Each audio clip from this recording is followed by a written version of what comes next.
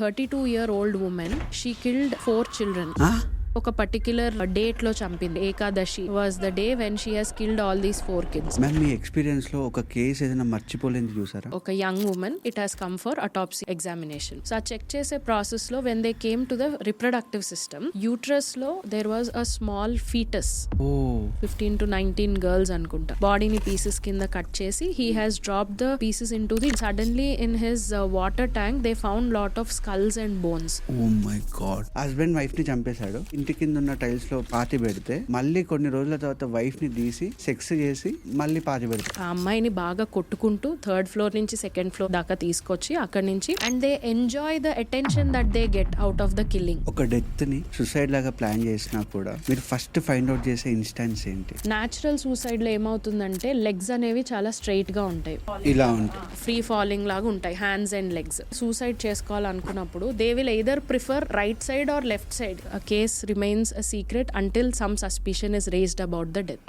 ఇద్దరు doctors, they got married in 2024 and they were leading a very happy life. Next day morning తను వెళ్ళి తనని లేపడానికి try చేసినప్పుడు she was not responding. Doctors declared her brought dead.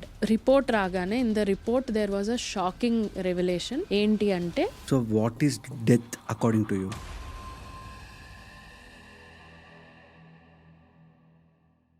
చావనగానే అందరూ end అనుకుంటారు. ఒక చిన్న ఇంజురీ నుంచి కూడా చాలా పెద్ద క్లూస్ దొరుకుతాయి. ఎలా ఐడెంటిఫై చేస్తారు అండ్ వాటిని ఎలా సాల్వ్ చేస్తారు? ఈ పాడ్కాస్ట్ కి వచ్చిన గెస్ట్ సౌమ్య గారు ఒక ఫారెన్సిక్ ఎక్స్పర్ట్. చావు చెప్పే నిజాలు, క్రైమ్ వెనుక ఉన్న సైన్స్, మనం ఎప్పుడు వినని ఫారెన్సిక్ స్టోరీస్. మీరు మన ఛానల్ ని ఫస్ట్ టైం చూస్తుంటే గనక సబ్స్క్రైబ్ చేసుకోండి. మన ఛానల్ నుంచి ఎటువంటి అప్డేట్ మీ వరకు రావాలన్నా హెల్ప్ అవుతుంది. అండ్ పక్కనే ఉన్న బెల్ ఐకాన్ ని కూడా క్లిక్ చేయండి.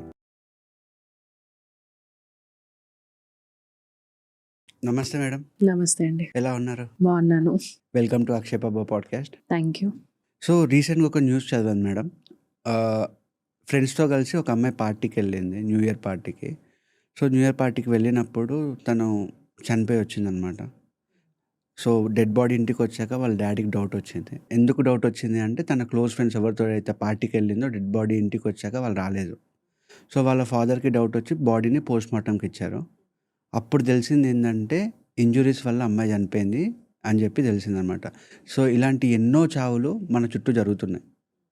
సో అలాంటి డెత్స్లో మీ ఇన్వెస్టిగేషన్ ఎలా ఉంటుంది? ఒక ఫారెన్సిక్ ఎక్స్పర్ట్ ఆ సిచ్యువేషన్ ఎలా హ్యాండిల్ చేస్తారో ఈ కన్వర్జేషన్లో మనం తెలుసుకుందాం. ఓకే. సో ఫారెన్సిక్ సైన్స్ అనేది మెయిన్గా మన క్రైమ్ సీన్లో దొరికే ఎవిడెన్సెస్ నుంచి ఆ క్రైమ్ ఎలా జరిగి ఉండొచ్చు, ఆ క్రైమ్లో ఎలాంటి ఈవెంట్స్ అయి ఉండొచ్చు అనేది మనం ఐడెంటిఫై చేస్తామండి. సో ఇప్పుడు మీరు చెప్పిన కేసు ఏదైతే ఉందో ఆ కేసులో రైట్, ఫస్ట్ వాళ్ళు 2nd floor నుంచి ఆ అమ్మాయి కింద పడిపోయింది, చనిపోయింది అని చెప్పారు.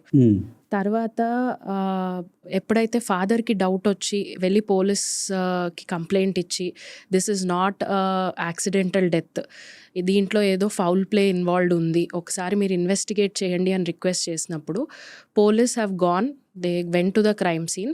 ఎక్కడైతే ఆ పార్టీ జరిగిందో అక్కడికి వెళ్ళి వాళ్ళు ఎవిడెన్సెస్ కలెక్ట్ చేశారు. ఎలాంటి ఎవిడెన్సెస్ దొరికినాయి వాళ్ళకి? 3rd floor నుంచి 2nd floorకి బ్లడ్ స్టెయిన్స్ దొరికినాయి వచ్చే దారిలో. అలానే వాళ్ళు ఎవరైతే చనిపోయిందో ఆ అమ్మాయి ఫోన్ రికార్డింగ్స్ తీసుకున్నప్పుడు ఆ అమ్మాయి కొంతమంది ఫ్రెండ్స్కి కాల్ చేసింది ఆ నైట్ టైంలో. సో ఆ ఫోన్ రికార్డింగ్స్తో they have identified that there is some problem with these 3 friends. ఎవరైతే ఆ పార్టీకి కలిసి వెళ్ళారో ఈ 3 friends మధ్యలో ఏదో జరిగింది అనేది ఐడెంటిఫై చేయగలిగారు. ఆ బ్లడ్ స్టెయిన్స్ని టెస్ట్ చేసినప్పుడు ఆ బ్లడ్ స్టెయిన్స్లో ఉన్న DNA కూడా ఈ అమ్మాయితోనే మ్యాచ్ అవుతుంది. సో దాన్ని బట్టి వాళ్ళు ఏం కన్క్లూడ్ చేశారు, this is not an accidental death. ఆ అమ్మాయిని బాగా కొట్టుకుంటూ 3rd floor నుంచి 2nd floor దాకా తీసుకొచ్చి అక్కడి నుంచి కిందకి తోసి చంపేశారు. ఈ కేసులో ఫాదర్కి డౌట్ వచ్చింది కాబట్టి ఆయన పోలీస్ని అప్రోచ్ అయ్యారు కాబట్టి police has carried out an investigation. Blood samples కానీ, ఫోన్ రికార్డింగ్స్ కానీ, తర్వాత అక్కడున్న విట్నెసెస్ స్టేట్మెంట్స్ కానీ తీసుకొని వాళ్ళ క్రైమ్ని ఇన్వెస్టిగేట్ చేసి ఇది యాక్సిడెంటల్ డెత్ కాదు, హోమిసైడ్ అని చెప్పి ఎవరైతే ఆ 2 friends ఉన్నారో అమ్మాయిని చంపేసిన వాళ్ళు వాళ్ళని కస్టడీలోకి తీసుకున్నారు. And the trial is going on. So మనకి ఫారెన్సిక్ సైన్స్ అనేది it provides or opens up the clues that are hidden ఇప్పుడు ప్రతి డెత్ వెనకాల కూడా కొన్ని క్లూస్ ఉంటాయి. ఓకే. సో అలాంటి క్లూస్ని మనం ఐడెంటిఫై చేయడానికి ఫోరెన్సిక్ సైన్స్ మనకి హెల్ప్ చేస్తుంది. చాలా కేసెస్ కూడా అన్సాల్వ్డ్గా మిగిలిపోతాయండి. ఎందుకంటే ఎవరు సస్పిషన్ రేస్ చేయరు, ఎవరు కూడా దాంట్లో ఏదో ఫౌల్ ప్లే ఉంది లేదంటే ఏదో తప్పు జరిగింది అనేది ఎవరు ఐడెంటిఫై చేయరు. అవును. చాలా కేసెస్లో ఇది న్యాచురల్ డెత్ అయి ఉండొచ్చు, లేదా యాక్సిడెంట్ అయి ఉండొచ్చు, లేదా సూసైడ్ అయి ఉండొచ్చు అని usually bodies are handed over to the family members and they go along with the last rites and rituals and అక్కడికి అయిపోతుంది. ఫ్యామిలీ మెంబర్స్ కూడా మనకింతే అనుకొని ఆ కేసుని అక్కడికి వదిలేస్తారు. అవును. కానీ ఏ కేసెస్లో అయితే ఇలా వాళ్ళు సస్పిషన్ రేస్ చేస్తారో, ఏ కేసెస్ అయితే పోలీస్ ఇన్వెస్టిగేషన్కి వెళ్తాయో అక్కడ ఈ ఎవిడెన్సెస్ అనేవి చాలా ఇంపార్టెంట్ అండి, which will direct us to what is the actual reason behind the case. Okay. So కొన్ని కేసెస్లో సీక్రెట్స్ అలానే ఉండిపోతాయి. Case remains a secret until some suspicion is raised about the death. So this is what forensic science does.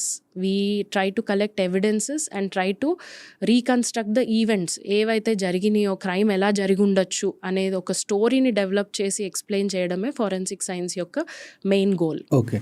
So ఇక్కడ మీరు evidences అని చెప్పి అన్నారు కాబట్టి, సో ఎన్ని టైప్స్ ఆఫ్ ఎవిడెన్సెస్ ఉంటాయి?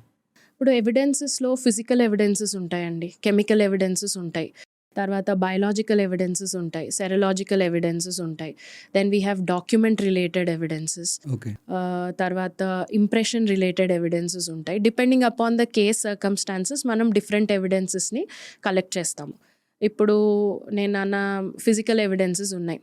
ఇప్పుడు ఒక హిట్ అండ్ రన్ కేసు అయ్యింది, ఒక 2 బైక్స్ గుద్దుకున్నాక గ్లాస్ పీసెస్ అనేవి అక్కడ ఊడిపడిని, పెయింట్ శాంపుల్ ఒక బైక్ది ఇంకో బైక్కి అంటుకుంది. ఆ కేసులో ఒక బైక్ అక్కడే వదిలేసి పారిపోయారు, ఇంకొక బైక్ పర్సన్ వెళ్ళి పోలీస్ కంప్లైంట్ ఇచ్చారు. సో అలా ఇచ్చినప్పుడు ఆ పెయింట్ శాంపుల్ని తీసి ఆ బైక్ ఎవరిది, అది ఏం బైక్, ఏం మేక్, ఏం మోడల్, ఏం కలర్ ఆఫ్ ద బైక్, అలానే గ్లాస్ పీసెస్ బట్టి అది ఏ బైక్కి మ్యాచ్ అవుతుంది అనేది ఐడెంటిఫై చేసి మనం అక్కడ ఎవరు ఇన్వాల్వ్డ్ ఉన్నారు ఆ క్రైమ్లో అనేది డిటర్మిన్ చేయాలి. ఇదంతా ఫోరెన్సిక్ ఎక్స్పర్టే చేస్తారా మేడం ఈ శాంపుల్? అంటే మెయిన్గా ఫిజికల్ ఎవిడెన్స్ ఏదైతే కలెక్ట్ చేస్తామండి అది అనాలిసిస్కి పంపిస్తారు ఫారెన్సిక్ ల్యాబ్స్కి. So basically the collection part of the evidence police officials చేస్తారు. చేసిన తర్వాత ఆ శాంపిల్స్ అనేవి మాకు ఫారెన్సిక్ ల్యాబ్కి పంపించినప్పుడు ఫారెన్సిక్ ల్యాబ్లో ఎవిడెన్సెస్ని అనలైజ్ చేసి ఆ గ్లాస్ ఏ పర్టిక్యులర్ వెహికల్ది, లేదంటే ఆ గ్లాస్ యొక్క థిక్నెస్ బట్టి, దాని మేక్ బట్టి, మోడల్ బట్టి అది ఏ వెహికల్కి బిలాంగ్ అయి ఉంటుంది అనేది ఐడెంటిఫై చేస్తామన్నమాట. ఓకే. సో ఇవి physical evidences, glass, paint, tool marks ఇలాంటివన్నీ physical evidences. Whereas chemical evidences అన్నప్పుడు ఏదైనా కెమికల్స్ అంటే it can be explosives, it can be drugs or it can be some kind of powders or poisons, ఇవన్నీ chemical evidences కింద వస్తాయి. Whereas biological evidences అన్నప్పుడు diatoms, pollen grains, తర్వాత మనకి entomology, insects కూడా దొరుకుతాయి మనకి డెడ్ బాడీ పైన. When the dead body is in a highly decompose state we will see that there will be insects which will come and start feeding on the dead body. So ఆ insect evidence నుంచి కూడా మనం ఎన్ని రోజులైంది ఆ body అక్కడ లై అవుతూ ఉండి, అంటే టైమ్ సిన్స్ డెత్ అంటాం మేము technical terms, time since death or post mortem interval. అంటే మనిషి చనిపోయిన రోజు నుంచి మనం ఆ డెడ్ బాడీని అక్కడ ఐడెంటిఫై చేసే టైం పీరియడ్ ఏదైతే ఉందో దాన్ని పోస్ట్ మార్టం ఇంటర్వెల్ ఆ టైమ్ సిన్స్ డెత్ అంటాం. ఓకే. సో ఆ టైమ్ సిన్స్ డెత్ అనేది డిటర్మిన్ చేయడానికి మనకి ఇన్సెక్ట్ ఎవిడెన్స్ అనేది చాలా యూస్ఫుల్ ఉంటుంది, మనకి డెడ్ బాడీ పైన దొరికే ఇన్సెక్ట్ ఎవిడెన్స్. సో దాన్ని బయోలాజికల్ ఎవిడెన్స్ కింద క్లాసిఫై చేసి we send it to the lab for analysis.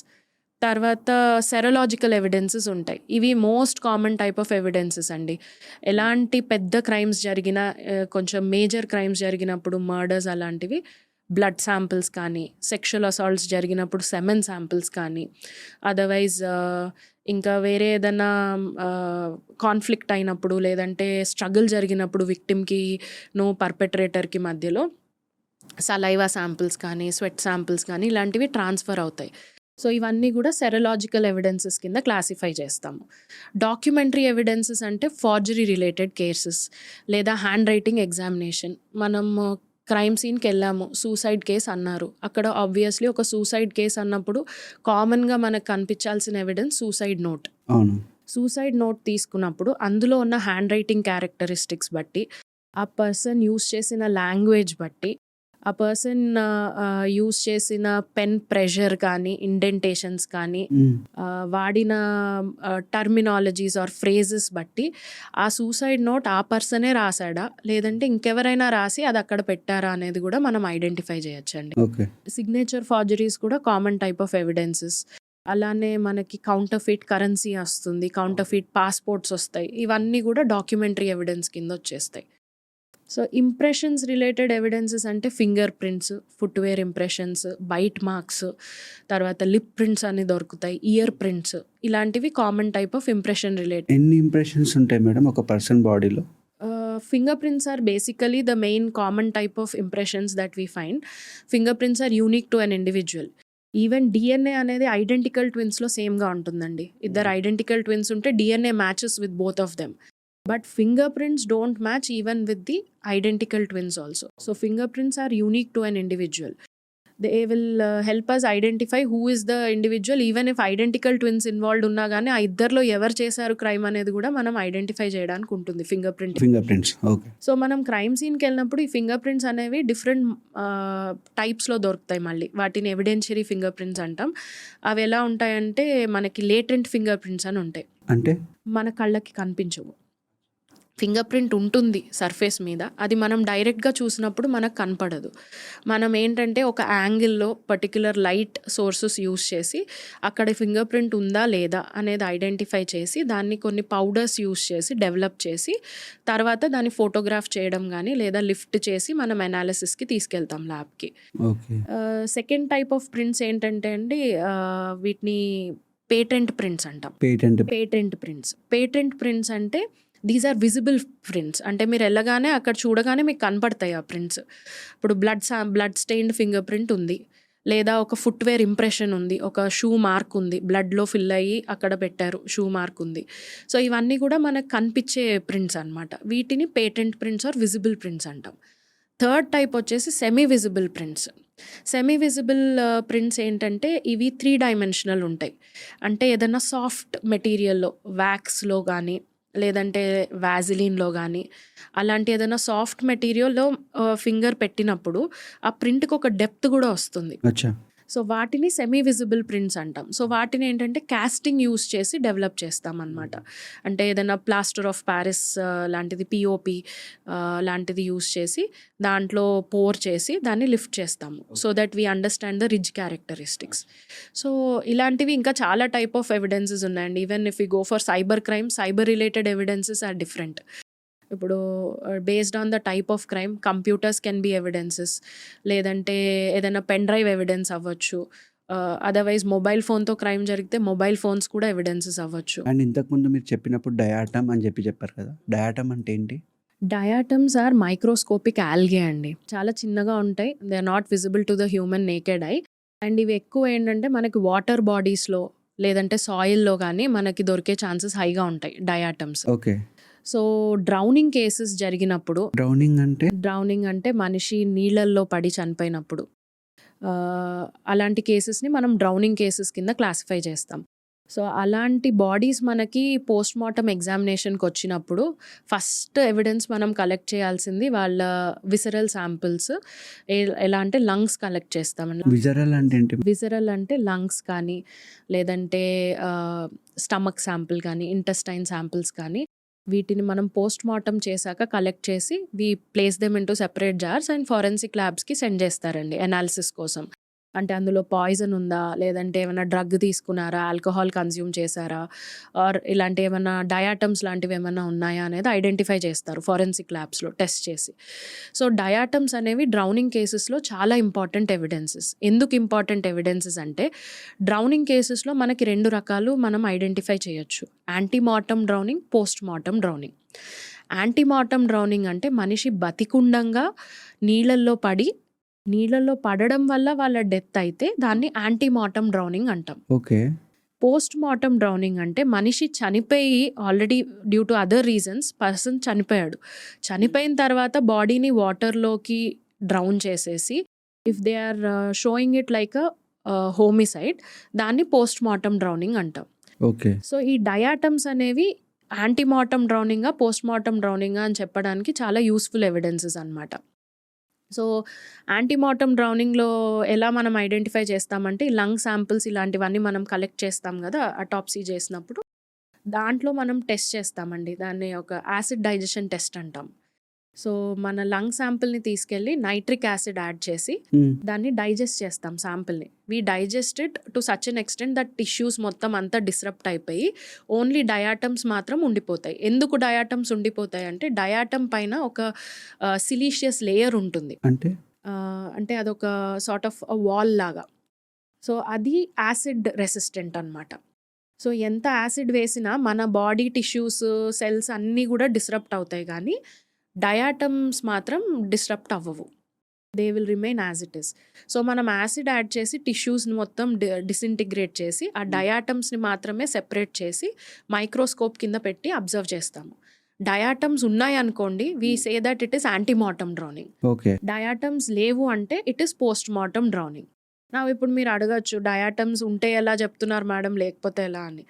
So ఉంటే ఏంటంటే అక్షయ్ గారు, ఇక్కడ నార్మలీ ఒక పర్సన్ బతికున్నప్పుడు నీళ్ళల్లో పడిపోయాడు అనుకోండి, స్విమ్మింగ్ రాని పర్సన్ అనుకుందాం, if he has fallen down into water body, చనిపోయే ముందు కొంచెం స్ట్రగుల్ ఫేజ్ అనేది ఉంటుంది. చేతులు కాళ్ళు కొట్టుకుంటారు. ఆ ప్రాసెస్లో వాటర్ని ఎన్గల్ఫ్ చేస్తారు, అంటే మింగడము, నోస్లో నుంచి లోపలికి వెళ్తుంది, అలానే మౌత్లో నుంచి వెళ్తుంది.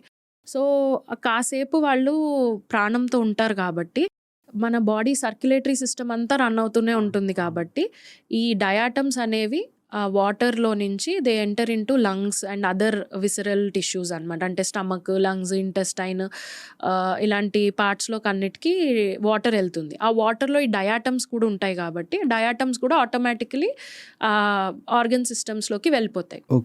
పోస్ట్ మార్టమ్ డ్రౌనింగ్లో ఏమవుతుందంటే ఆల్రెడీ మనిషి చనిపోయి ఉన్నాడు.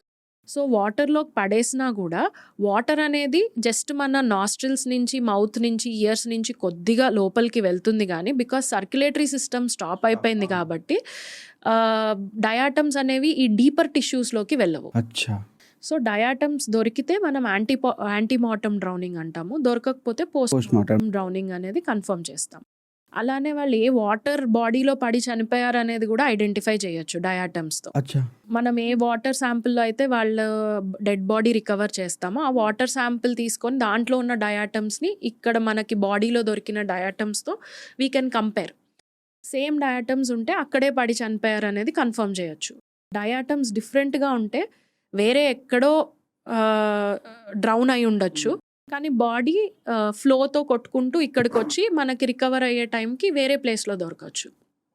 So site of drowning also can be identified. Ma'am, మీ ఎక్స్పీరియన్స్లో ఒక కేసు ఏదైనా మర్చిపోలేనిది చూసారా? నేను స్టూడెంట్ డేస్లో ఉన్నప్పుడు అండి, ఫారెన్సిక్ సైన్స్ చదువుతున్నప్పుడు మాకు అటాప్సీ డెమాన్స్ట్రేషన్ అని చెప్పి తీసుకెళ్లేవాళ్ళు.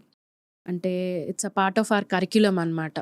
We see how autopsy is done, ఎలా చేస్తారు forensic medical doctors, how do they perform autopsy అని. సో అలా నేను వెళ్ళినప్పుడు అటాప్సీ డెమాన్స్ట్రేషన్కి ఒక కేసు వచ్చిందండి. It was a burning case. ఒక young woman, maybe of 28 to 30 years of age, is the body with all burns all around the body. It has come for autopsy examination. So autopsy table మీద పడుకోబెట్టాక by default అది క్లియర్గా ఉంది, burning వల్లనే చనిపోయింది ఆ అమ్మాయి. She had very high level burns on the body, but still as a procedure they have to open up the body, they have to check for any other signs of death, any other causes of death అనేది identify చేయాలి. కాబట్టి వాళ్ళ క్యావిటీని open చేశారు. Open చేసినప్పుడు ప్రతి ఒక్క ఆర్గన్లో ఏమైనా features ఉన్నాయా, ఏదైనా పెక్యులియర్ క్యారెక్టరిస్టిక్స్ ఉన్నాయా అనేది చెక్ చేస్తారు. సో ఆ చెక్ చేసే ప్రాసెస్లో when they came to the reproductive system, యూట్రస్లో there was a small foetus which was there. So on looking at the foetus it was clear that it could, అంటే ఆ అమ్మాయి షీ వాజ్ ప్రెగ్నెంట్. అది సూసైడలా, హోమిసైడలా అనేది they did not reveal what are the background details of the case, but it could have been a suicide also or it could have been a homicide also. But అది ఇప్పటికీ గూడా నేను నా స్టూడెంట్స్‌కి క్లాసెస్ చెప్పేటప్పుడు గూడా I feel that case is something which I cannot forget because ఆ visuals ఇప్పటికీ నేను కళ్ళు మూసుకుంటే I can visualize it in front of my eyes అనమాట. సో దట్ వాజ్ లైక్ ఇమోషనల్‌గా నాకు కొంచెం డిస్టర్బింగ్‌గా అనిపించిన కేస్ అనమాట. So maybe that was my first case also where I went for an autopsy demonstration and I saw that was the first case autopsy అనేది డైరెక్ట్‌గా లైవ్‌లో చూడటం. So maybe అది కూడా ఒక రీజన్ అయి ఉండొచ్చు. But that was one case which was a little disturb. Disturbing. Okay. Okay. Coming so burns అని చెప్పి అన్నారు కాబట్టి బాడీలో ఇప్పుడు నార్మల్‌గా ఫైర్ యాక్సిడెంట్స్ అనేటివి చాలా కామన్‌గా అవుతుంటాయి గదా! సో అది వాంటెడ్‌గా జరిగిందా? లేదు అంటే చంపేసాక మీరు ఇంతకుముందు చెప్పారు కదా! వాటర్‌లో పడేస్తారు చంపేసాక అని చెప్పి.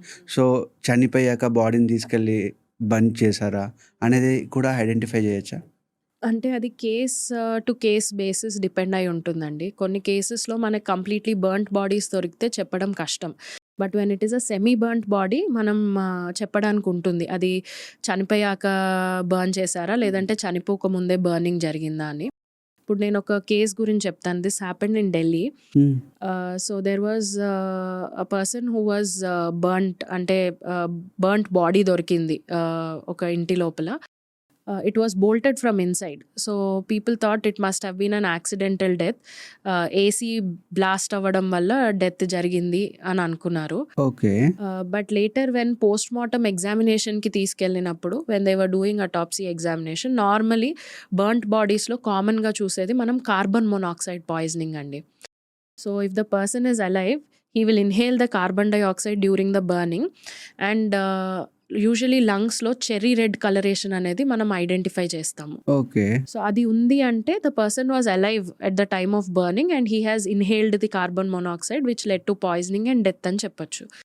ఈ పర్టిక్యులర్ కేసులో పోస్ట్ మార్టం ఎగ్జామినేషన్ చేసినప్పుడు they could not find any cherry red coloration in the lungs also.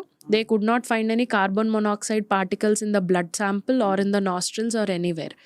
So that means that the person was already dead even before the burning happened. Oh my God. But it was projected in such a way అంటే లోపల నుంచి bolt పెట్టేయడం వల్ల it was misleading for the investigating officer who will obviously think that it must have been an accidental death or a suicidal death. True. But యాక్చువాలిటీలో జరిగింది ఏంటంటే it has been planned in such a way that it looks like an accidental death but it is actually an homicide which has been projected to be an accidental death. So these type of cases when they happen ఇలాంటి వాటిలో మనం burning బట్టి ఇలా carbon monoxide ట్రేజెస్ ఏవైతే మనకి blood సర్క్యులేషన్లో కానీ లంగ్స్లో కానీ మనం ఐడెంటిఫై చేసేదాన్ని బట్టి పర్సన్ అలైవ్ ఉన్నారా బర్నింగ్ అప్పుడు లేదంటే ఆల్రెడీ డెడ్ బాడీని తీసుకొచ్చి బర్న్ చేశారా అనేది కూడా మనం ఐడెంటిఫై చేయొచ్చు. And what will be the different type of crimes? Different types of crimes అంటే ఇట్ ఈస్ లైక్ హోమిసైడ్స్ ఉంటాయండి వేర్ హోమిసైడ్ అంటే మర్డర్. ఓకే. అంటే ఎవరైనా వేరే వాళ్ళని చంపేయడం హోమిసైడ్ అంటాం. అండ్ జనరల్ టర్మినాలజీ మర్డర్ అంటాం. Then suicides self killing. Okay. Reasons could be many. తర్వాత accidental deaths where without our knowledge suddenly something happens and the person dies. Then we also have this sexual related assault cases. Okay. Where the woman is trapped, sexual assaults జరగడము ఇలాంటివి common ఉంటాయి. So మనం క్రైమ్స్ని classify చేసినప్పుడు usually we go by this అంటే to identify what is the type of death whether it is homicide, suicide, accidental death, sexual assault, natural death, unnatural death అనేది చెప్పడం is what we do with the crimes. ఒక crime చేసే person mentality ఎలా ఉంటుంది? అంటే ఇప్పుడు కిల్లర్స్లో కూడా మనకి డిఫరెంట్ టైప్స్ ఆఫ్ కిల్లర్స్ ఉంటారండి. లైక్ వీ హ్యావ్ నేను చెప్పినట్టు impulsive killers or emotional killers. అంటే వీళ్ళు కావాలని మేము చంపాలి అనుకొని చంపరు. Out of emotional outburst ఆ సడన్గా వచ్చే కోపం వల్ల సడన్గా వచ్చే ఎమోషన్స్ వల్ల వాళ్ళు తెలియకుండా క్రైమ్ కమిట్ చేసేస్తారు, అంటే చంపేస్తారు. అవతల వాళ్ళని చంపేశాక వీళ్ళల్లో ఒక గిల్ట్ ఫీలింగ్ ఉంటుంది. అయ్యో నేను మనిషిని చంపేశానే, how did I do this, అరే ఇదేంటి కన్ఫ్యూజన్ ఉంటుంది. ఈ కన్ఫ్యూజన్‌లో they also try to cover up the case అనమాట. అంటే ఎవిడెన్సెస్‌ని రిమూవ్ చేయడం, డెడ్ బాడీని ఎలాగోలా డిస్పోజ్ ఆఫ్ చేసేద్దాం అనుకోవడం. అయ్యో! నా లైఫ్ ఏంటి? నేను ఇలా చేసేసాను. ఆ గిల్ట్ ఫీలింగ్ అనేది వాళ్ళకుంటుంది. They try to cover up things. Okay. So these are a particular type of killers that we have. Then second type of killers are psychopathic killers andi. Psychopathic killers ante they have psychological issues అన్నమాట. అంటే వీళ్ళలో ఎలా ఉంటుందంటే like serial killers అంటాం చూడండి. అంటే same type of modus ఆపరండై అంటే mode of committing a crime. So these serial killers they select a specific group of victims. Okay. అంటే వాళ్ళకొక ప్యాటర్న్ ఉంటుందన్నమాట. విక్టిమ్స్‌లో ఇలాంటి విక్టిమ్స్‌నే తీసుకుంటారు. అలానే place of committing the crime. They select a specific place of committing the crime. తర్వాత the disposing of the body కూడా they do it in a particular fashion or manner. So ఇలా కేస్ అనేది మూవ్ అవుతూ వెళ్తుంది. So వీళ్ళేంటంటే చాలా కూల్‌గా, కామ్‌గా ఉంటారు. After committing the crime also they return back to their normal life and they behave as if nothing is happening. So nothing has happened, నేనేం చేయలేదు అన్నట్టే దే గెట్ బ్యాక్. సో వీళ్ళల్లో ఎలాంటి గిల్ట్ ఉండదు, ఎలాంటి రిమార్స్ ఉండదు, అయ్యో నేను ఒకళ్ళని చంపేశానే అనే బాధ ఉండదు. And they enjoy the attention that they get out of the killing. Okay. ఇది న్యూస్‌లో వస్తుంది, అందరూ దీని గురించి మాట్లాడుకుంటున్నారు, భయపడుతున్నారు. అది వాళ్ళకొక సార్ట్ ఆఫ్ సాటిస్ఫాక్షన్ అనేది ఇస్తుందన్నమాట. So they feel happy about it. They feel satisfied that people are talking about me అని. And they also return back to the crime scene మళ్ళీ to see how the investigation is going on. అట్లా కూడా చేస్తారా? ఎవడైనా crime చేస్తే తప్పిపోవాలని చూస్తాడు. అంటే అది రెగ్యులర్ అంటే నేను చెప్పినట్టు ఇంపల్సివ్ కిల్లర్స్‌లో అది ఉంటుంది. వాళ్ళు ఫోన్ స్విచ్ ఆఫ్ చేసేసి అక్కడి నుంచి పారిపోవడం, కనపడకుండా మాయమైపోవడం చేస్తారు. అవును. వీళ్ళేంటంటే they will be living in the society as normal people only. మళ్ళీ వాళ్ళు దే విల్ నాట్ లైక్ అక్కడి నుంచి పారిపోవడం కానీ, ఫోన్లు స్విచ్ ఆఫ్ చేయడం ఇలా ఏమి ఉండదు. వాళ్ళ మీదకి ఎలాంటి సస్పిషన్ రాకుండా they will go like a normal public to the crime scene and they will see how is the investigation going on. So వాళ్ళేంటంటే they feel it like a game లాగా అనమాట. In some cases they also leave behind certain signatures కూడా. అచ్చా. అంటే కావాల్సుకొని వదిలేసి ఒక్కొక్క కొన్ని కేసెస్‌లో అంటే దే మైట్ లీవ్. కొన్ని మూవీస్‌లో మీరు చూసుంటారు. ఈ సీరియల్ కిల్లర్ మర్డర్స్ లాంటివి చూపెట్టిన మూవీస్‌లో మీరు చూసుంటారు. ఏదైనా ఎవిడెన్స్ వదిలేసి వెళ్తారు. ఒక పువ్వో, ఫ్లవర్‌నో వదిలేసి వెళ్ళడమో, లేదా something related to the crime or something which directs about them. They leave something behind and they go. So these are the psychopathic or the serial killers అంటామన్నమాట వీళ్ళని. సో మనకి క్రైమ్స్ చేసేటప్పుడు కూడా ఇన్ని different angles of the criminals ఉంటాయి. So criminal why he is committing a crime అనేది different reasons are there behind it. Okay. One common evidence ప్రతి crime ప్లేస్లో దొరికేది. నేను చెప్పినట్టు హీనస్ క్రైమ్స్ ఉన్నప్పుడు blood sample is a very common evidence అండి. Blood sample of the victim. It could be mostly victim, ఒక్కొక్కసారి సస్పెక్ట్ది కూడా దొరకచ్చు. అంటే depends on the type of case. Suspect ఎలా దొరుకుతుంది మేడం? అంటే ఇప్పుడు ఫర్ ఎగ్జాంపుల్ మీరు సెక్షువల్ అసాల్టే తీసుకోండి. ఇప్పుడు సెక్షువల్ అసాల్ట్ జరిగేటప్పుడు there will be struggle between the victim and the suspect. అవును. సో ఆ స్ట్రగుల్లో ఏమవుతుంది, victim might try to scratch లేదంటే ఏమైనా స్క్రాచ్ మార్క్స్ ఉండొచ్చు. అప్పుడు ఏదైనా కైండ్ ఆఫ్ బ్లీడింగ్ జరగచ్చు. So blood samples 1 or 2 drops దొరికినా మనకు దొరికినట్టే అండి శాంపిల్. సో అలాంటి శాంపిల్స్ దొరకడం. ఇప్పుడు మర్డర్ జరుగుతుంది, లేదా ఇద్దరు కొట్టుకున్న ప్రాసెస్లో ఒకళ్ళు చనిపోయారు, ఒకళ్ళు బతుకున్నారు. సో కొట్టుకునేటప్పుడు కూడా బ్లడ్ అనేది కారుతుంది ఇంజరీస్ నుంచి. సో అలాంటి బ్లడ్ శాంపిల్స్తో మనం ఐడెంటిఫై చేయొచ్చు. ఓకే. అండ్ ఎక్కడో చూశాను, డెత్ పొజిషన్ అంటే డెడ్ బాడీ ఉన్న పొజిషన్ బట్టి క్రిమినల్ మైండ్ సెట్ని చదవచ్చంట. డెడ్ బాడీ ఉన్న పొజిషన్ బట్టి టు సర్టెన్ ఎక్స్టెంట్ మనం చెప్పచ్చండి. అంటే క్రిమినల్ మైండ్ సెట్ ఎలా ఉంది, అది ఎలా పాసిబుల్? ఇది ఇప్పుడు for example serial killer cases అనుకోండి. They have cut the body into pieces and they have thrown it. I will tell you one case here. Nithari serial killing case అనేది ఒకటి చాలా సెన్సేషనల్ అయ్యింది. సో ఇందులో ఏంటంటే సురేందర్ కోహ్లీ అనే ఒక house help, he has kidnapped girls, almost ఒక 15 to 19 girls అనుకుంటా, girls or young women. And then he cut the body into small pieces. Assault చేశాక బాడీని పీసెస్ కింద కట్ చేసి he has drop the pieces into the drain. And ఇది వీళ్ళు ఎలా కనిపెట్టారు అంటే his suspicious moments. For many years this was happening. His suspicious moments and suddenly in his water tank they found lot of skulls and bones. So when they found the skulls and bones they became very suspicious. They gave a complaint అనమాట. అచ్చా. Complaint ఇచ్చినప్పుడు ఆ బోన్స్ని దొరికిన skulls నుంచి ఎవరు అనేది identify చేశారు. They have identified who is the and ఎవరు ఏ ఏజ్ గ్రూప్ వాళ్ళు అయి ఉంటారు, ఫీమేల్సా మేల్సా ఓ okay. from the skeleton. They have identified and then they have confirmed that it is a serial killing case. Serial killing case అని చెప్పేసి అది జరిగింది. అంటే పర్సన్ని దే హ్యావ్ కన్విక్టెడ్ హిమ్. అంటే 20 years he was in prison. Recently again it came back in the news saying that he has been left out. ఎందుకు అంటే the court has asked that whether the investigation has happened in a proper way or not. So there could be a possibility of organ trafficking also involved in this particular case.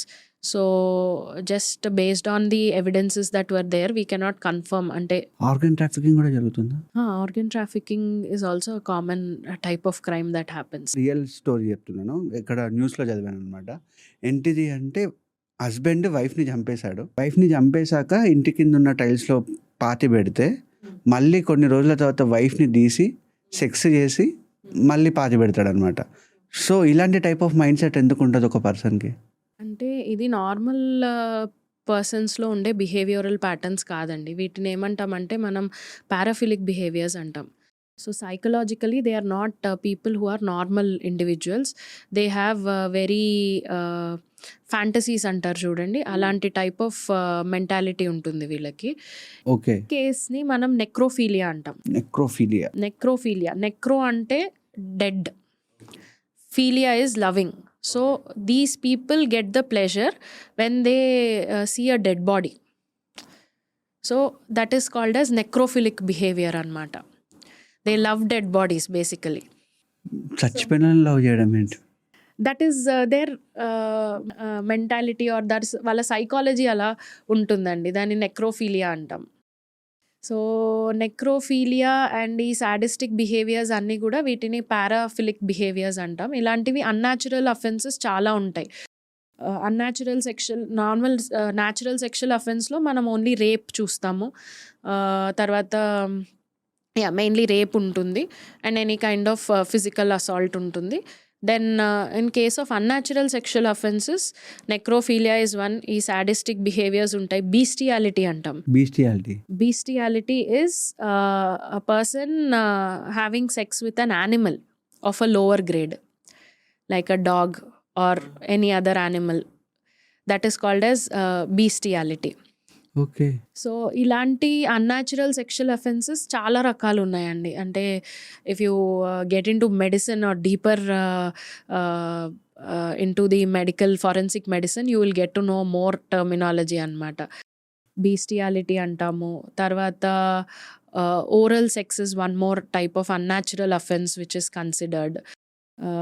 anal sex is one more. So all these come under unnatural sexual offenses. Okay. So ఈ unnatural sexual offenses అనేవి it is not commonly seen in normal individuals. We usually find it in such people who are having some psychological issues or problems అన్నమాట. So ఈ oral sex, anal sex అనేది కూడా psychological problem వల్లనే? Yeah, అంటే we cannot say it is a severe sign or a severe problem అని అనలేము, because it doesn't actually lead to a serious nature of crime where other person is being killed or this thing. But yes, that is also a type of a fantasized sexual behavior. So these are the different types of sexual behaviors that we see in people. And ఇవి ఎందుకు arise అవుతాయి అంటే right from childhood there might be some kind of suffering that these people must have suffered from. అంటే నేను చెప్పినట్టు ఇందాక broken families, లేదంటే they must have been suppressed by somebody in different circumstances. So వీటన్నిటి వల్ల ఏంటంటే అది స్లోగా వాళ్ళకి అది డెవలప్ అవుతూ వెళ్తుంది as they grow older. So if it is intervened and treated properly in the starting stages itself, probably there is a chance of correcting. But once they grow up, then they have no దాని ఏమంటారు guilt feeling ఉండదు వీళ్ళకి.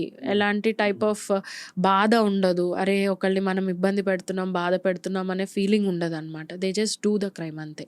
Okay. Blue డ్రమ్‌లో వేసినా, కుక్కర్‌లో పెట్టాలన్నా గూడా ఒక మనిషిని కట్ చేయాలి కదా మేడం. ఒక మనిషిని కట్ చేయడం అంత ఈజీయా? మనిషిని కట్ చేయడం అంత ఈజీ కాదండి.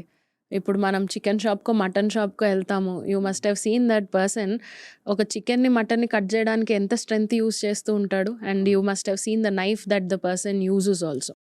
సో అలాంటి ఒక చిన్న సైజ్ యానిమల్‌ని కట్ చేయడానికే అంత స్ట్రెంత్ కావాల్సొచ్చినప్పుడు, మనిషి ఈజ్ బిగ్గర్ సైజ్డ్ ఇండివిడ్యువల్. తర్వాత మనకి సాఫ్ట్ టిష్యూనే కాకుండా మన బాడీలో బోన్స్ కూడా ఉంటాయి, heart tissues. So it is not very easy to cut the heart tissues. మూవీస్లో చూపెట్టినట్టు 5-10 మినిట్స్లో బాడీని ముక్కలు ముక్కలు చేసి ఒక బ్రీఫ్ కేస్లోనో గన్నీ బ్యాగ్లోనో పెట్టి డిస్పోజ్ ఆఫ్ చేసినంత ఈజీ కాదు. బాడీని కట్ చేయాలంటే మినిమం 6 to 12 hours టైం పడుతుంది. ఓకే.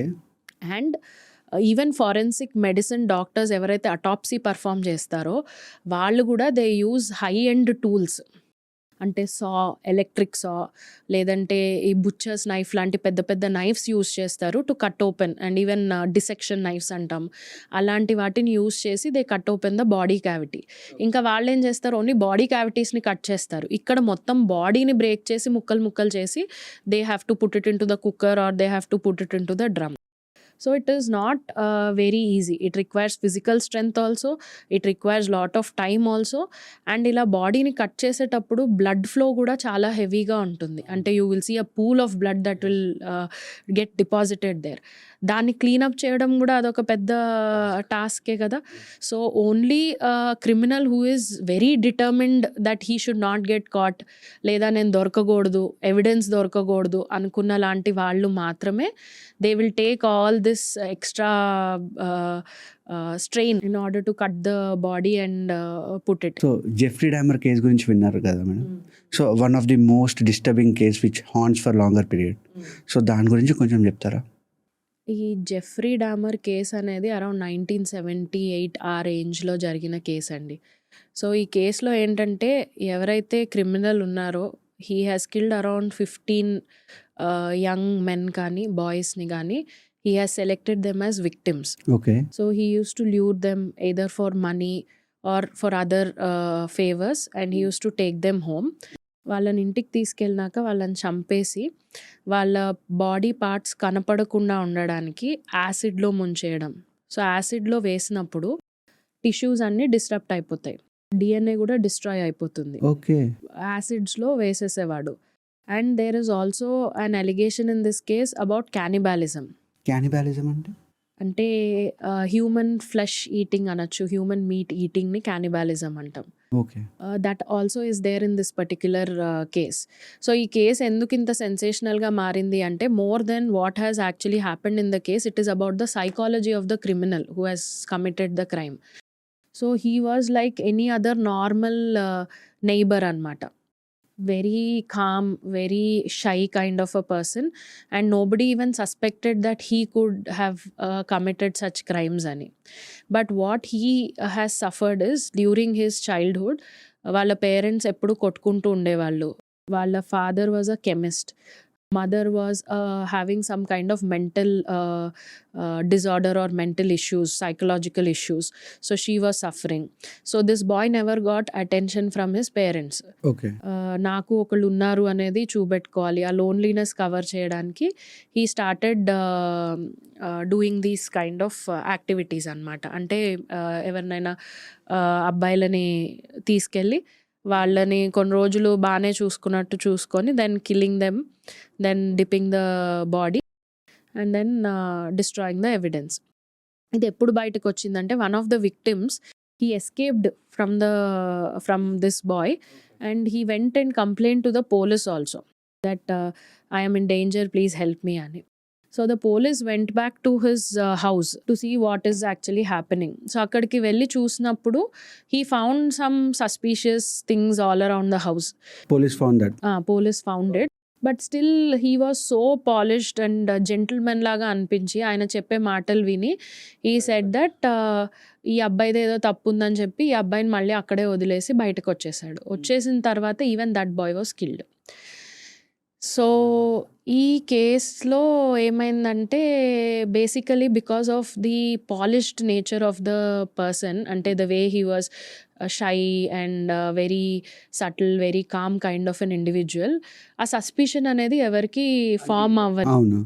అండ్ ఆయన సెలెక్ట్ చేసుకున్న విక్టిమ్స్ కూడా ఎలాంటి విక్టిమ్స్ అంటే those who Ryan away from home. Okay. అంటే వీళ్ళ మీద ఎలాంటి ఎవరు కంప్లైంట్స్ ఇవ్వరు అలాంటి పీపుల్ మిస్సింగ్ అయిపోయిన. సో ఈ అబ్బాయి కూడా చనిపోయాడని తెలిసాక then police took interest and then immediately they took him in to కస్టడీలోకి తీసుకున్నాక కూడా చాలా కామ్గా కంపోజ్డ్గా హీ వాస్ గివింగ్ ఆన్సర్స్. చెప్తుంటేనే చాలా భయంగా ఉంది మేడం. చదివేటప్పుడు వినేటప్పుడు కూడా when even we discuss these examples in the class, these are very అంటే డిస్టర్బింగ్ అనమాట. అంటే గూస్ బంప్స్ వచ్చేస్తాయి అంటారు కదా అవును. కొన్ని కేసెస్ చూసినా విన్నా. సో అలా అనిపించే cases. Very scary.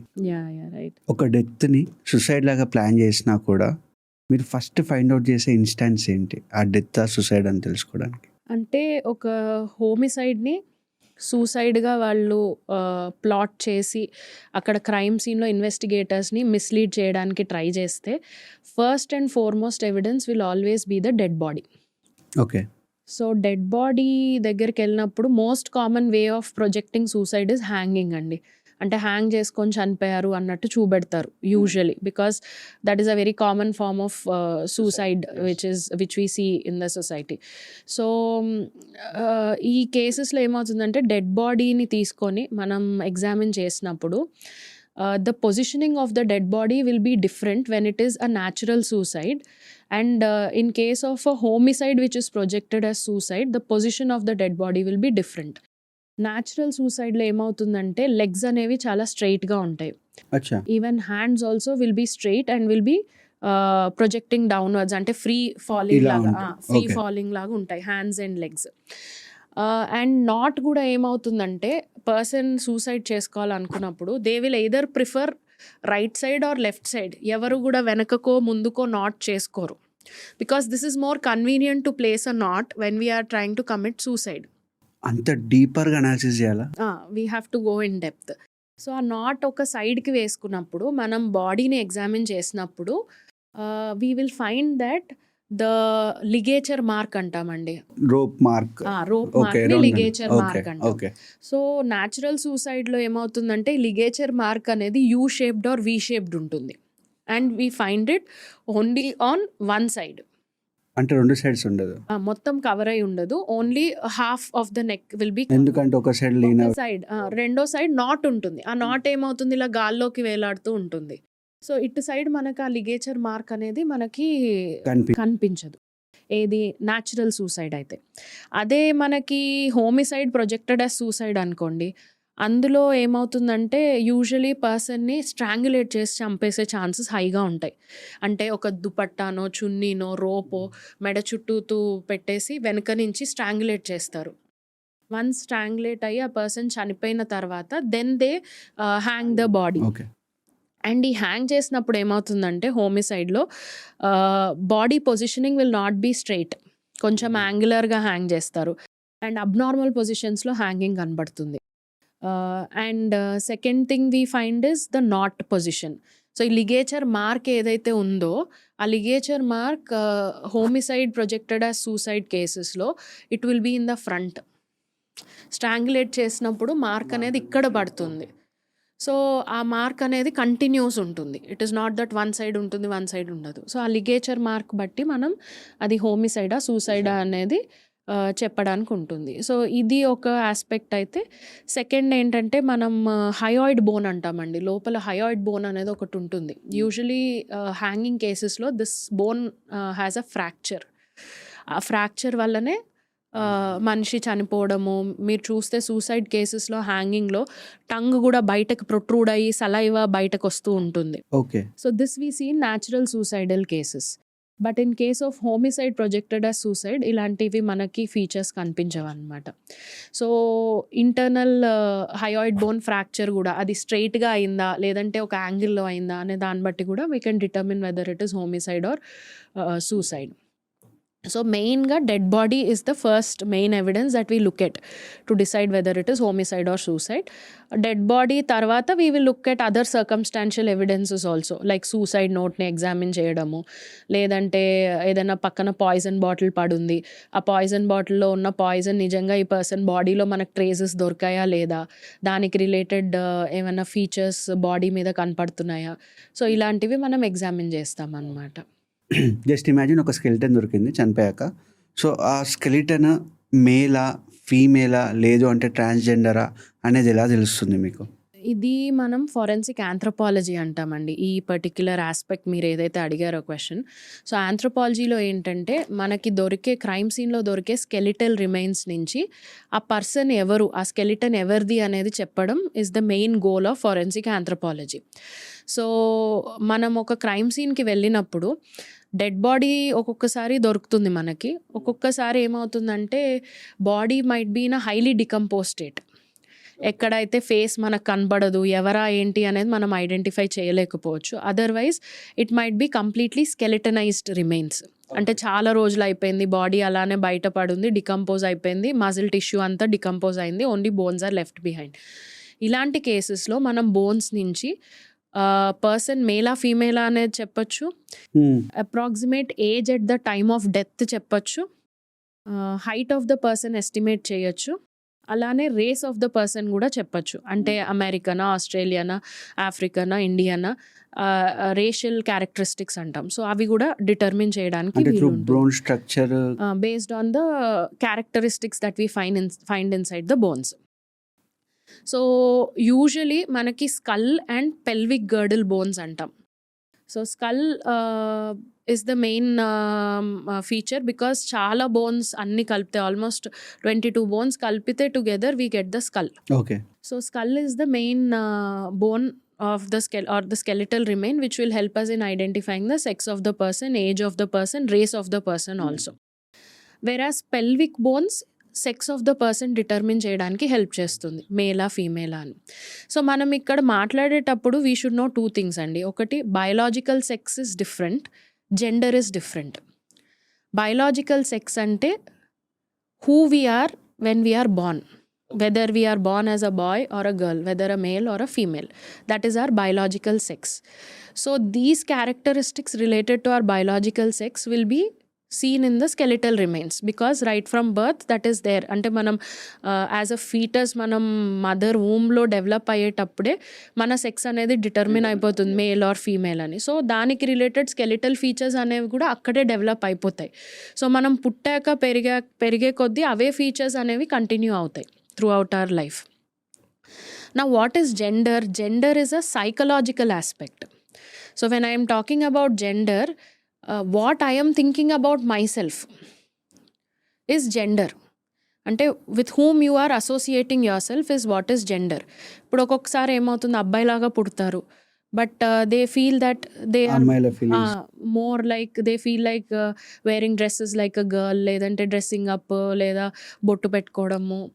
That is gender which they identify. So they are of a particular gender but they identify themselves with the opposite gender. So gender identity is different from biological sex. So manaki skeletal remains దొరికినప్పుడు crime సీన్లో మనం మేలా ఫీమేలా అనేది చెప్పగలుగుతాం కానీ ట్రాన్స్జెండరా చెప్పడానికి ఉండదు. బికాస్ బయలాజికల్ సెక్స్ మాత్రమే మనం డిటర్మిన్ చేయగలుగుతాం బోన్స్ నుంచే మనం అది ఫైండ్ అవుట్ చేయగలుగుతాం. స్కల్ నుంచి, పెల్విక్ బోన్స్ నుంచి. అంటే మనకి ఓన్లీ స్కల్ దొరికింది అనుకోండి, విత్ 90% అక్యురసీ చెప్పొచ్చు. ఓన్లీ పెల్విక్ బోన్స్ దొరికితే with 95% accuracy we can say. అంటే పెల్విక్ బోన్స్ అంటే సైజ్ వల్ల తెలిసిపోతుంది కదా. పెల్విక్ బోన్స్ అరేంజ్మెంట్ ఉంటుందండి. అంటే ఇప్పుడు ఒక పెల్విక్ క్యావిటీ ఉంది, ఇలా ఉంటాయి 2 పెల్విక్ బోన్స్. పెల్విక్ బోన్స్ ఉన్నప్పుడు క్యావిటీ ఎలా ఫామ్ అవుతుంది మధ్యలో. ఇప్పుడు ఫీమేల్ పెల్విస్ తీసుకుంటే flat bowl shaped pelvic cavity ఉంటుంది. అదే మేల్ పెల్విస్లో ఫనల్ షేప్డ్ క్యావిటీ అనేది ఉంటుంది. So pelvic outlet and pelvic inlets కూడా మేల్స్లో చిన్నగా ఉంటాయి, ఫీమేల్స్లో పెద్దగా ఉంటాయి. Because of their reproductive functions.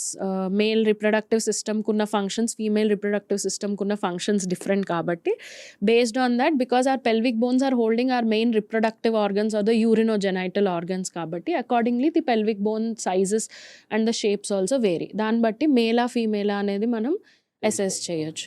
అదే మనకి స్కల్, పెల్విక్ గర్డల్ రెండు దొరికితే with 98% accuracy we can confirm the sex of the person, whether it is male or female అని. సో స్కల్ నుంచి ఎలా ఐడెంటిఫై చేయొచ్చు పర్సన్ మేలా ఫీమేలా అని చెప్పి?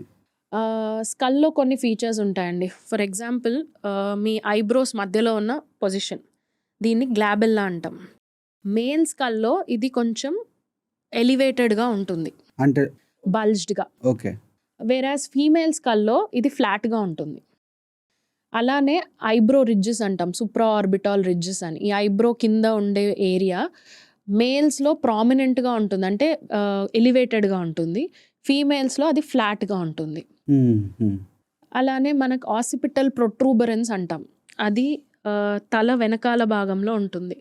సో మేల్స్లో అది బల్జ్డ్ ఉంటుంది ఆర్ ఎలివేటెడ్ ఉంటుంది, ఫీమేల్స్లో ఫ్లాట్గా ఉంటుంది. సో ఇలాంటి ఫీచర్స్ ఉన్నాయి. అంటే నేను only for example I'm giving you 2 or 3, but ఇలాంటివి ఆల్మోస్ట్ ఒక 15-20 ఫీచర్స్ ఉంటాయి, based on which we can differentiate male skull and female skull.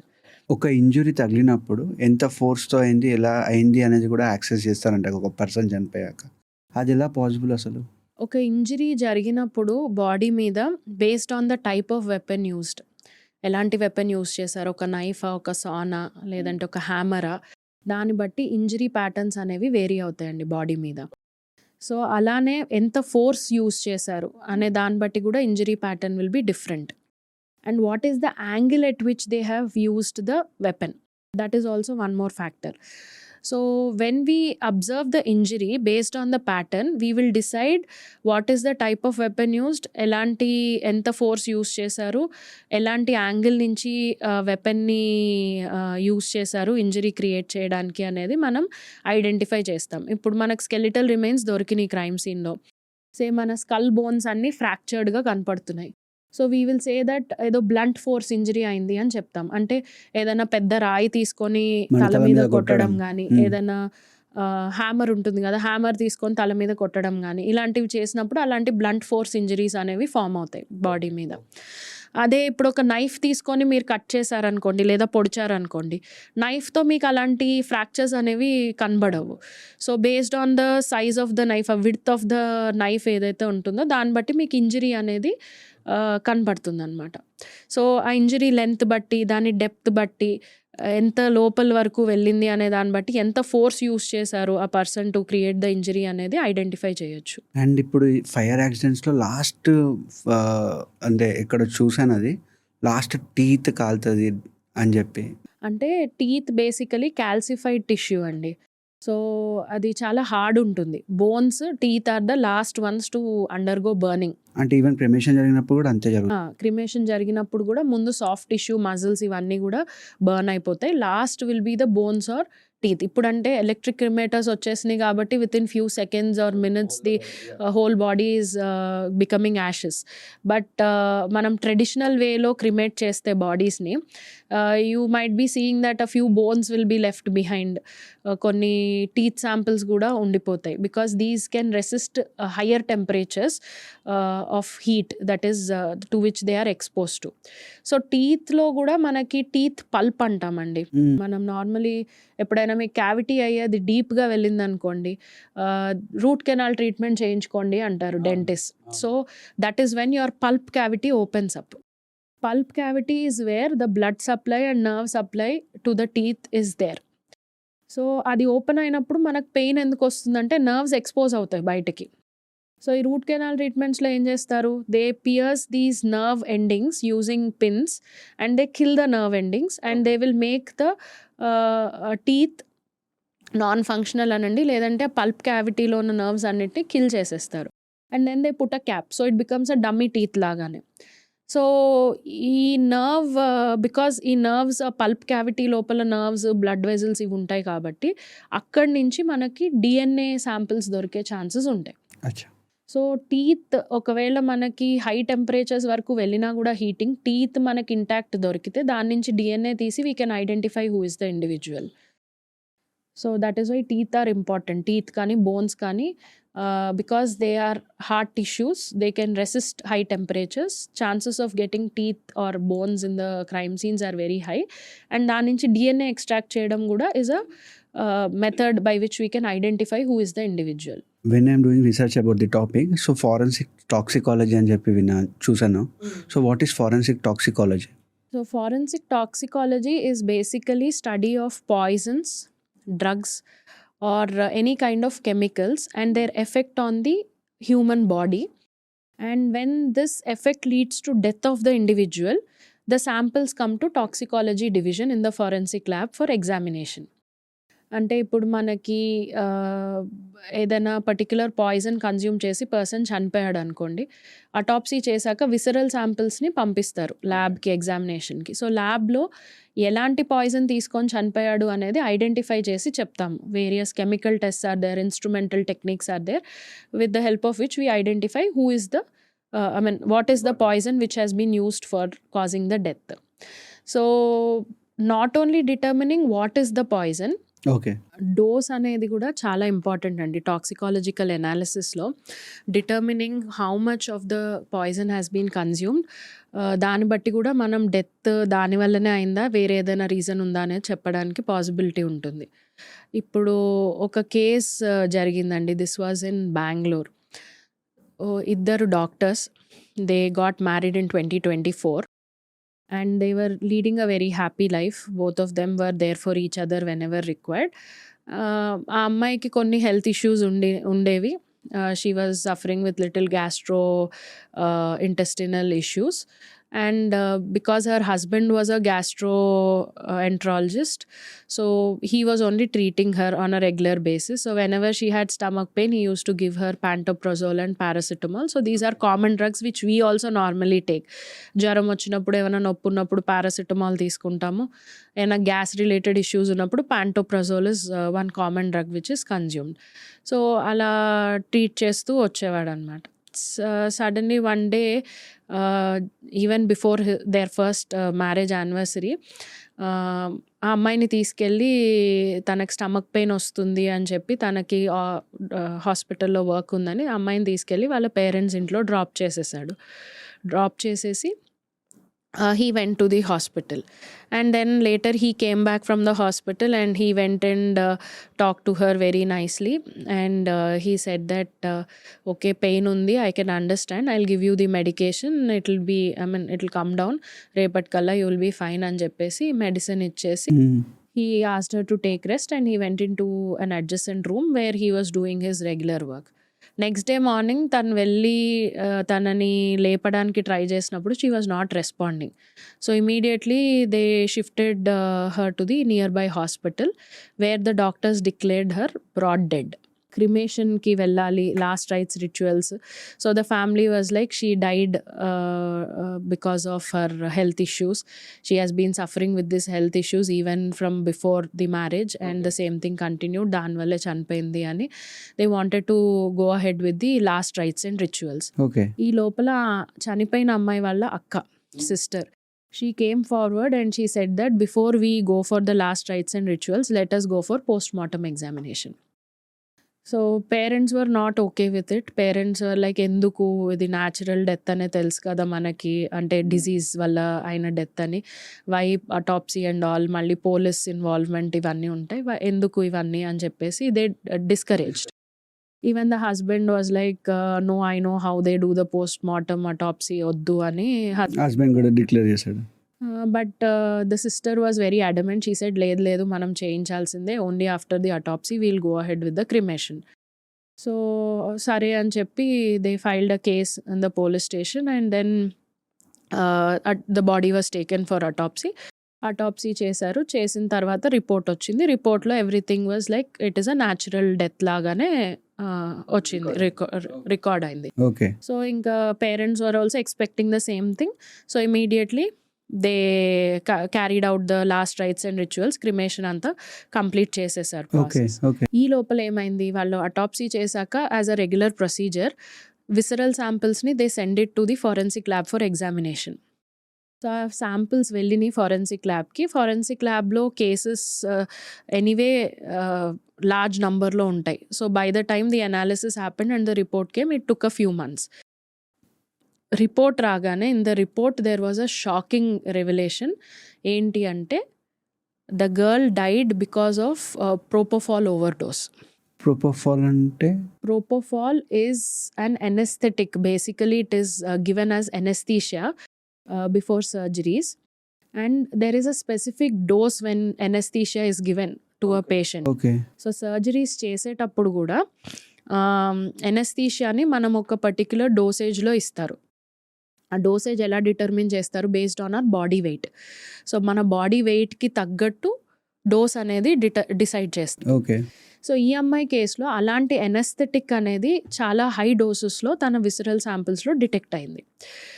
So then suspicion arised అనమాట. అసలు ఇదేంటి ఇలా ఎలా జరిగింది అని. So when investigation started, slowly they started developing suspicion on the husband. Because సడన్గా హస్బెండ్ వైఫ్ చనిపోయింది, అంత బాధలో ఉన్నాడు, he cried, he said that he cannot live without her, ఇవన్నీ మాట్లాడాడు. Suddenly he changed his social media handles and he started posting very happy photos online. So ఇంత సడన్గా transform అవ్వడం అనేది it's not possible. True. Yes. So slowly suspicion raised. So they started finding out అసలు ఎలా జరిగింది, ఏం జరిగింది, ప్రోపోఫాల్ ఎక్కడి నుంచి వచ్చింది అనేది చూస్తే later they found that it was the husband who gave her that overdose of propofol. Husband ఇచ్చాడా? The husband, why he has given this reason when investigation or interrogation was done, it was identified that he was feeling embarrassed because of his wife's medical condition. ఆ అమ్మాయికి gastro intestinal problem ఉంది. So when ever she consumes food she has an episode of vomiting. So ఇంట్లో వరకు he was fine with it, but when he was going out for hanging out with his friends along with his wife, అక్కడ కూడా ఇలాంటి episodes repeat అయ్యేసరికి his friends started teasing him or saying things at his back. Okay. That you married a sick girl, ఒక జబ్బున్న మనిషిని పెళ్లి చేసుకున్నావు, everywhere she is going to do the same thing అని అనడం స్టార్ట్ చేసేసరికి ఆయనకు అది మెంటలీ ఫిక్స్ అయిపోయింది మైండ్లో. And he started feeling embarrassed. And to come out of this embarrassment, he wanted to get rid of her somehow. So to avoid that, what he did, he started acting as if he loves his wife in the same manner. He used to keep a check on her every time a drug was given to her. తను ఎలా respond అవుతుంది, తనకి ఏమైనా pain ఉందా, ఏముంది అని message చేసి కనుక్కునేవాళ్ళు. Family members and నా అమ్మాయి ఏమనుకునేవాళ్ళు, నా మీద ప్రేమ ఆర్ నా మీద ఎఫెక్షన్ వల్ల they are finding out all these, he's continuously following up నా కండిషన్ ఎలా ఉంది అని. But actually his intentions were something very different. తను ఏంటంటే తను ఇచ్చే డోసెస్ వల్ల, తను ఇచ్చే డ్రగ్ వల్ల ఈ అమ్మాయి ఎలా రెస్పాండ్ అవుతుంది అని చూడటానికి he started acting, and he acted for so many days, and he waited for a situation where when she complained of severe stomach pain, he decided that this is the right time, నేను ఇప్పుడు I have to do something. And he selected propofol because he's a doctor. He knows that dose of propofol, overdose of propofol can be dangerous to her. ఆ ప్రోపోఫాల్ దొరకగానే ప్రోపోఫాల్ని cannula పెట్టేసి, normal ఈ చిన్న వెయిన్స్లో పెడితే pain ఎక్కువ ఉంటుంది, so అది తెలియకుండా ఉండాలని కాళ్ళ లోపల క్యాన్యులా పెట్టి క్యాన్యులాలో నుంచి he has telling her that I am giving a regular dose of drug, నీ ప్రాబ్లం, నీకు స్టమక్ పెయిన్ అంటున్నావు కదా, అది రిజాల్వ్ చేయడానికి ఇస్తున్నానని చెప్పి తెలియకుండా ప్రోపోఫాల్ ఇచ్చాడు. ఆ ప్రోపోఫాల్ కూడా 2-3 డోసెస్ ఇచ్చి last dose he gave it in high dosage. So దానివల్ల డోస్ ఎక్కువ అవ్వడం వల్ల కార్డియాక్ అరెస్ట్ అయ్యి ఆ అమ్మాయి చనిపోయింది. సో ఇఫ్ ఈ పర్టిక్యులర్ కేసులో ఆ సిస్టర్ గనక పోస్ట్ మార్టం చేయిద్దాము అని ఇన్సిస్ట్ చేయకపోయి ఉంటే this story would not have come out. It would have remained like a diseased death అని. అంటే ఒక డిజీజ్ వల్ల, మెడికల్ ఇష్యూ వల్ల చనిపోయింది, it's a natural kind of death అనేది ఉండేది on paper. But because she insisted for a post mortem examination ఇదంతా బయటకొచ్చింది స్టోరీ మొత్తం. Every natural death is not a death. Every natural death is not, we cannot confirm that it is a natural death. There can be so many other things behind the death which we can identify only when some kind of suspicion arises. So forensic science kuda we cannot do miracles out of forensic science. Ippudu aa case lo suspicion arise ayindi kabatti visceral samples పంపించారు కాబట్టి propofol ఉందనేది identify అయ్యింది.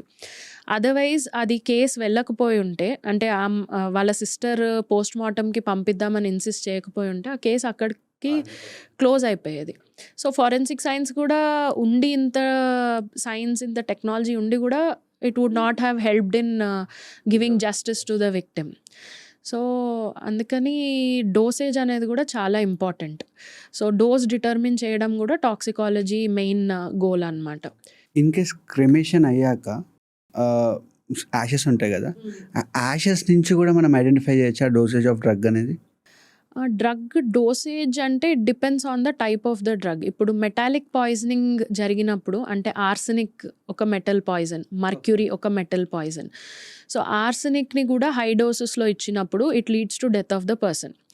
So అలాంటి arsenic poisoning కేసెస్లో body మొత్తం cremate అయిపోయాక కూడా arsenic residues అనేది మనకి యాషెస్లో దొరుకుతాయి. ఓకే. సో దాన్ని బట్టి మనం ఆ పర్సన్ ఆర్సెనిక్ పాయిజనింగ్తో చనిపోయాడా లేదా అనే చెప్పొచ్చు. This is only possible with metal poisonings, not with other types of poisonings అనమాట. మేడం, మీరు ఇంతకుముందు మాట్లాడేటప్పుడు టీయర్స్ అని చెప్పారు, సలైవా అని చెప్పారు, సీమన్ అని చెప్పారు. సో వాటి నుంచి మనం ఎలా ఐడెంటిఫై చేయొచ్చు పర్సన్ని? ఇప్పుడు సెమెన్ శాంపిల్స్లో కానీ, సలైవా శాంపిల్స్లో కానీ, టీయర్స్ కానీ, ఇవన్నీ కూడా బాడీ నుంచి వచ్చే ఫ్లూయిడ్స్ అండి. సో ఎలా అయితే బ్లడ్ నుంచి మనం డిఎన్ఏని ఎక్స్ట్రాక్ట్ చేసి డిఎన్ఏతో పర్సన్ ఎవరు అనేది ఐడెంటిఫై చేయగలుగుతామో, సలైవాలో, సెమెన్లో, స్వెట్లో, టీయర్స్లో కూడా సెల్స్ అనేవి రిలీజ్ అవుతాయి, మన బాడీ సెల్స్. ఆ సెల్స్లో నుంచి మనం డిఎన్ఏని ఎక్స్ట్రాక్ట్ చేసి we can determine who is the person, victim కానీ లేదా సస్పెక్ట్ కానీ మనం ఐడెంటిఫై చేయొచ్చు. ఇప్పుడు సలైవాని ఎలా ట్రేస్ని ఐడెంటిఫై చేస్తామంటే, యూజువలీ బైట్ మార్క్స్ ఉంటాయండి. ఇప్పుడు విక్టిమ్కిను సస్పెక్ట్కి మధ్యలో స్ట్రగుల్ అవుతున్నప్పుడు victim might bite the suspect. So ఆ బైట్ మార్క్స్, లేదా సస్పెక్ట్ విక్టిమ్ని బైట్ చేయొచ్చు. ఆ బైట్ మార్క్స్ లోపల సలైవా ట్రేసెస్ దొరుకుతాయి. ఇప్పుడు నేను ఈ కప్ తీసుకొని తాగుతున్నాను, తాగినప్పుడు I touch it with my mouth, saliva traces అనేవి ఈ కప్ మీద కూడా ట్రాన్స్ఫర్ అవుతాయి. Okay. I'm applying a lipstick, ఆ లిప్స్టిక్ మీద కూడా సలైవా ట్రేసెస్ అనేది ఎంతో కొంత డిపాజిట్ అవుతాయి. నేను ఒక టిష్యూ పేపర్ తీసుకొని నా మౌత్ వైప్ చేసుకుంటున్నాను, దాని మీద కూడా సలైవా ట్రేసెస్ అనేది డిపాజిట్ అవుతాయి. సో ఇలాంటి సోర్సెస్ ఆఫ్ ఎవిడెన్సెస్ మన క్రైమ్ సీన్లో దొరికినప్పుడు ఆ ఎవిడెన్సెస్ నుంచి మనం సలైవా ఉందా లేదా అనేది, అమైలేజ్ అనే ఒక ఎంజైమ్ ఉంటుంది సలైవాలో. సో ఏదైతే మనం తినే కార్బోహైడ్రేట్స్ని డైజెస్ట్ చేయడానికి హెల్ప్ చేస్తుంది. సో ఆ అమైలేజ్ అనే ఎంజైమ్ని మనం ఐడెంటిఫై చేస్తాం అన్నమాట కెమికల్స్ యూస్ చేసి. సో సలైవా అనేది కన్ఫర్మ్ అయినాక హ్యూమన్ సెల్స్ ఉంటాయి సలైవాలో. మన నోట్లో నుంచి వచ్చినప్పుడు మన నోట్లో ఉండే ఎపిథీలియల్ సెల్స్ కూడా సలైవా లోపలికి వస్తాయి. ఓకే. సో ఆ సెల్స్ నుంచి మనం డిఎన్ఏ ఎక్స్ట్రాక్ట్ చేసి ఆ పర్సన్ ఎవరు అనేది ఐడెంటిఫై చేయొచ్చు. అలానే sweat samples and even tears also. Sweat అంటే మామూలుగా ఫర్ ఎగ్జాంపుల్ మనది ఫింగర్ ప్రింట్స్ అంటాం, అంటే మన ఫింగర్ టిప్స్ పైన ఉండే లైన్స్ ఉంటాయి, చిన్న చిన్న రిడ్జ్ ప్యాటర్న్స్ అంటాం. వీటితో మనం ఏదైనా సర్ఫేస్ని టచ్ చేసినప్పుడు మన చేతుల్లో ఫామ్ అయ్యే స్వెట్ రెసిడ్యూ ఏదైతే ఉందో ఆ రెసిడ్యూ అనేది ఈ ఫింగర్ ప్రింట్ ఫామ్లో మనకి ఒక సర్ఫేస్ మీదకి డిపాజిట్ అవుతుంది. ఓకే. డిపాజిట్ అయినప్పుడు not only the sweat residue, ఆ స్వెట్ రెసిడ్యూలో కొన్ని ఎపిథీలియల్ సెల్స్ కూడా ట్రాన్స్ఫర్ అవుతాయి అన్నమాట. ట్రాన్స్ఫర్ అయినప్పుడు ఆ ఫింగర్ ప్రింట్ నుంచి మనం ఆ సెల్స్ని ఎక్స్ట్రాక్ట్ చేసి డిఎన్ఏని కూడా ఎక్స్ట్రాక్ట్ చేసి ఆ ఫింగర్ ప్రింట్ ఎవరిది అనేది కూడా చెప్పచ్చు. సో ఈ టెక్నాలజీని, this is a new form of technology, this is called as touch DNA technology. Okay. So whatever surface I touch, if I'm holding this cup, I'm touching this surface, so I will be holding the cup with some amount of pressure. నేను ఎంత ప్రెషర్తో అయితే hold చేస్తున్నానో దాన్ని బట్టి cells అనేవి transfer అవుతాయి ఆ cup మీదకి. ఓకే. సో వాటిని మనం ఎక్స్ట్రాక్ట్ చేసుకొని ఆ సెల్స్ నుంచి డిఎన్ఏ తీసి we can identify who is the person. But this is again possible when the finger prints are in proper conditions. అంటే డిఎన్ఏ దొరకాలి అంటే మనకి కండిషన్స్ అనేవి ఎక్స్ట్రీమ్ ఉండకూడదు. They should be normal regular room conditions ఉంటే DNA will be stable for a longer time. ఇప్పుడు 190 degrees above దాటితే DNA కూడా డీగ్రేడ్ అయిపోతుంది, డీనేచర్ అయిపోతుంది. So it has to be in proper environmental conditions, then we can extract the DNA. And ఈ semen అయినా, saliva అయినా, లేదు అంటే స్వెట్ అయినా, టీయర్స్ అయినా కూడా ఎన్ని డేస్ లోపు శాంపుల్ మీ దగ్గరకు వస్తే మీరు రిట్రైవ్ చేయగలుగుతారు? సలైవా అండ్ వేరే sweat or tears they will have DNA అండి. అదే కలెక్ట్ చేసేటప్పుడు మనం ప్రాపర్ కండిషన్స్లో కలెక్ట్ చేసి if we store it properly we can do the analysis even after many days. Semen analysis దగ్గరికి వచ్చేసరికి ఎస్పెషలీ సెక్షువల్ అసాల్ట్ కేసెస్లో మనం సెమెన్ శాంపిల్స్ని కలెక్ట్ చేస్తాం to identify who is the perpetrator of the crime. So అది ఎలా collect చేస్తాం? Vaginal swabs తీసుకుంటాం. ఇప్పుడు ఒక సెక్షువల్ అసాల్ట్ విక్టిమ్ ఉన్నారు, she has come down and given a complaint stating that I have been assaulted. So immediately the victim is sent to for medical examination. In medical examination, the swabs are collected from the vagina. Vaginal swabs లో semen sample traces up to 72 hours we can recover. Okay. After the crime has happened, up to 72 hours we can get proper semen traces from the vaginal swab, which can help us lead to the perpetrator. అలానే oral swabs కూడా తీసుకుంటారు. అంటే unnatural sexual offences జరిగినప్పుడు oral స్వాబ్స్లో కూడా కొన్ని traces దొరికే chance ఉంటుంది, are at least saliva transfer కూడా అవుతుంది ఓరల్ స్వాబ్స్లో. సో అది తీసుకుంటారు. తర్వాత ఏనల్ స్వాబ్స్ తీసుకుంటారు. And they also collect the clothing which the victim was wearing at the time of assault. ఎందుకంటే ఆ స్ట్రగుల్ ప్రాసెస్లో నేను చెప్పినట్టు if the victim is has scratched the body of the person who is doing the crime, so ఆ traces అనేవి వాళ్ళ నెయిల్స్లో ఇరుక్కుంటాయి, ఆ skin traces నెయిల్స్లో ఇరుక్కుంటాయి. So ఆ నెయిల్ క్లిప్పింగ్స్ తీసుకుంటాము. అలానే అసాల్ట్ జరిగేటప్పుడు ప్యూబిక్ హెయిర్ కానీ, బాడీ హెయిర్ కానీ, లేదా మన స్కాల్ప్ హెయిర్ కానీ ఏమైనా ట్రాన్స్ఫర్ అయ్యే ఛాన్స్ ఉంటుంది క్లోతింగ్ మీదకి కానీ, బాడీ మీదకి కానీ. సో అలాంటి క్లోతింగ్ మనం కలెక్ట్ చేస్తే from the hair samples also we can determine who is the perpetrator. So these whenever sexual assault happens, if the victim immediately approaches the police and immediately reports, then the chances of catching hold of the perpetrator will be high. The more time they take to come and report, usually ఇలాంటి కేసెస్లో ఎవరు కూడా ఇమీడియట్గా వచ్చి report చేయరు, because there are so many things మన సొసైటీలో we know how people look at it. Yes. So అలాంటి కేసెస్లో మనకేంటంటే chances of catching hold of the perpetrator also will drastically come down. So that is why whenever assault happens, it is always better that 72 hours lopala sample collect chestene we will be successful in identifying the criminal. ఒకవేళ victim చనిపోతే, assault జరిగాక victim చనిపోతే, అప్పుడు victim dead body నుంచి కూడా same process, we take the vaginal swabs and we try to analyse. ఇప్పుడు ఇక్కడ 2 cases ఏంటంటే అండి, ఒకటి నిర్భయ కేసు ఒకటి, ఇంకొకటి దిశ కేసు. ఈ 2 కేసెస్లో కూడా జరిగింది రేప్, గ్యాంగ్ రేప్, అండ్ దిశ కేసులో అయితే మర్డర్ కూడా. whereas నిర్భయ కేసులో the body was left half naked, it was thrown onto the road and the perpetrators went away. So అక్కడ ఏమైంది, they have not just assaulted but they have inserted a rod in to the vagina of the victim. So from that rod also they could take the semen traces అన్నమాట. In Nirbhaya case, not only vaginal swabs, even traces could be found on the rod which was inserted into the victim's vagina. ఇక్కడ case వచ్చేసరికి దిశ కేసులో వాళ్ళు ఏం చేశారు, assault అయిపోయిన తర్వాత బాడీని తీసుకెళ్ళి దే హ్యావ్ బర్న్ట్ ఇట్. అవును. సో బర్న్ చేసినాక మనకి సెమెన్ శాంపిల్స్ దొరకడం కష్టం, బాడీ వెజైనల్, ఎందుకంటే బర్న్ అయిపోయినాక మనకి ఎలాంటి డిఎన్ఏ అనేది దొరకడం చాలా కష్టం. It gets destroyed at high temperatures. But what they could find is కొంచెం క్లోత్స్ అక్కడిక్కడ పడున్న క్లోత్స్, ఆ అమ్మాయి స్కార్ఫ్ మీద నుంచి కొన్ని సెమెంట్ ట్రేసెస్ అనేవి వీళ్ళకి దొరికాయి అన్నమాట. సో దాని బేసిస్ మీద they could identify these perpetrators, ఎవరైతే క్రైమ్ చేశారో వాళ్ళని కనిపెట్టగలిగారు.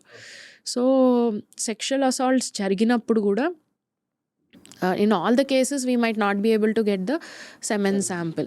It depends upon the case and the circumstances. వాళ్ళు ఎంత క్విక్గా రిపోర్ట్ చేశారు ఆర్ ఎంత క్విక్గా మనకి బాడీ పోస్ట్ మార్టం ఎగ్జామినేషన్కి వచ్చింది అనే దాని మీద డిపెండ్ అయి ఉంటుంది. నార్మల్గా లై డిటెక్షన్ టెస్ట్ అనగానే సినిమాలలో చూపిస్తారు కదా మేడం, వైర్స్ కట్టడము. వాడు కరెక్ట్ చెప్పిందంటే ఎస్ ఎస్ అని మోగుతుంది, రాంగ్ చెప్పిందంటే నో అని మోగుతుంది. సో రియల్ లైఫ్లో కూడా లై డిటెక్షన్ టెస్ట్ అంటే అలాగే చేస్తారా? లై డిటెక్షన్ అంటే బేసికలీ మనిషి నిజం చెప్తున్నాడా అబద్ధం చెప్తున్నాడా అనేది డిటెక్ట్ చేయడానికి యూజ్ చేసే టెక్నిక్స్ అండి. సో సినిమాల్లో చూపెట్టినట్టు మెషిన్ ఎస్ ఎస్ అని నో నో నో అని అరవదు. రియాలిటీలో it just gives us a graph or a peak on the screen అనమాట. ఓకే. ఆ గ్రాఫ్తో మనం ఐడెంటిఫై చేస్తాం వాళ్ళు నిజం చెప్తున్నారా అబద్ధం చెప్తున్నారా అని. సో ఈ లై డిటెక్షన్లో కూడా మనకి డిఫరెంట్ టెక్నిక్స్ ఉన్నాయండి. సో స్టార్టింగ్లో హిప్నాసిస్ అనే ఒక ప్రాసెస్ ఉండేది. హిప్నాసిస్లో ఏంటంటే హిప్నాటిజం గురించి మీరు వినుంటారు. అంటే మనిషిని నువ్వు నిద్రపోతున్నావు నిద్రపోతున్నావు నిద్రపోతున్నావు అంటే person goes in to a sleep and then సడన్గా ఇట్లా స్నాప్ చేయంగానే దే గెటప్ అండ్ ఎలాంటి క్వశ్చన్స్ అడిగినా దే స్టార్ట్ ఆన్సరింగ్. ఓకే. కానీ హిప్నాసిస్ అనేది ఈజ్ నాట్ యాక్సెప్టెడ్. ఎందుకంటే హిప్నాసిస్ని ఒక strong willed person can withstand. అంటే హిప్నోటైజ్ అయినట్టు వాళ్ళు యాక్ట్ చేసి హిప్నోటైజ్ కాకుండా కూడా వాళ్ళు చెప్పాలనుకున్నది మాత్రమే చెప్తారు.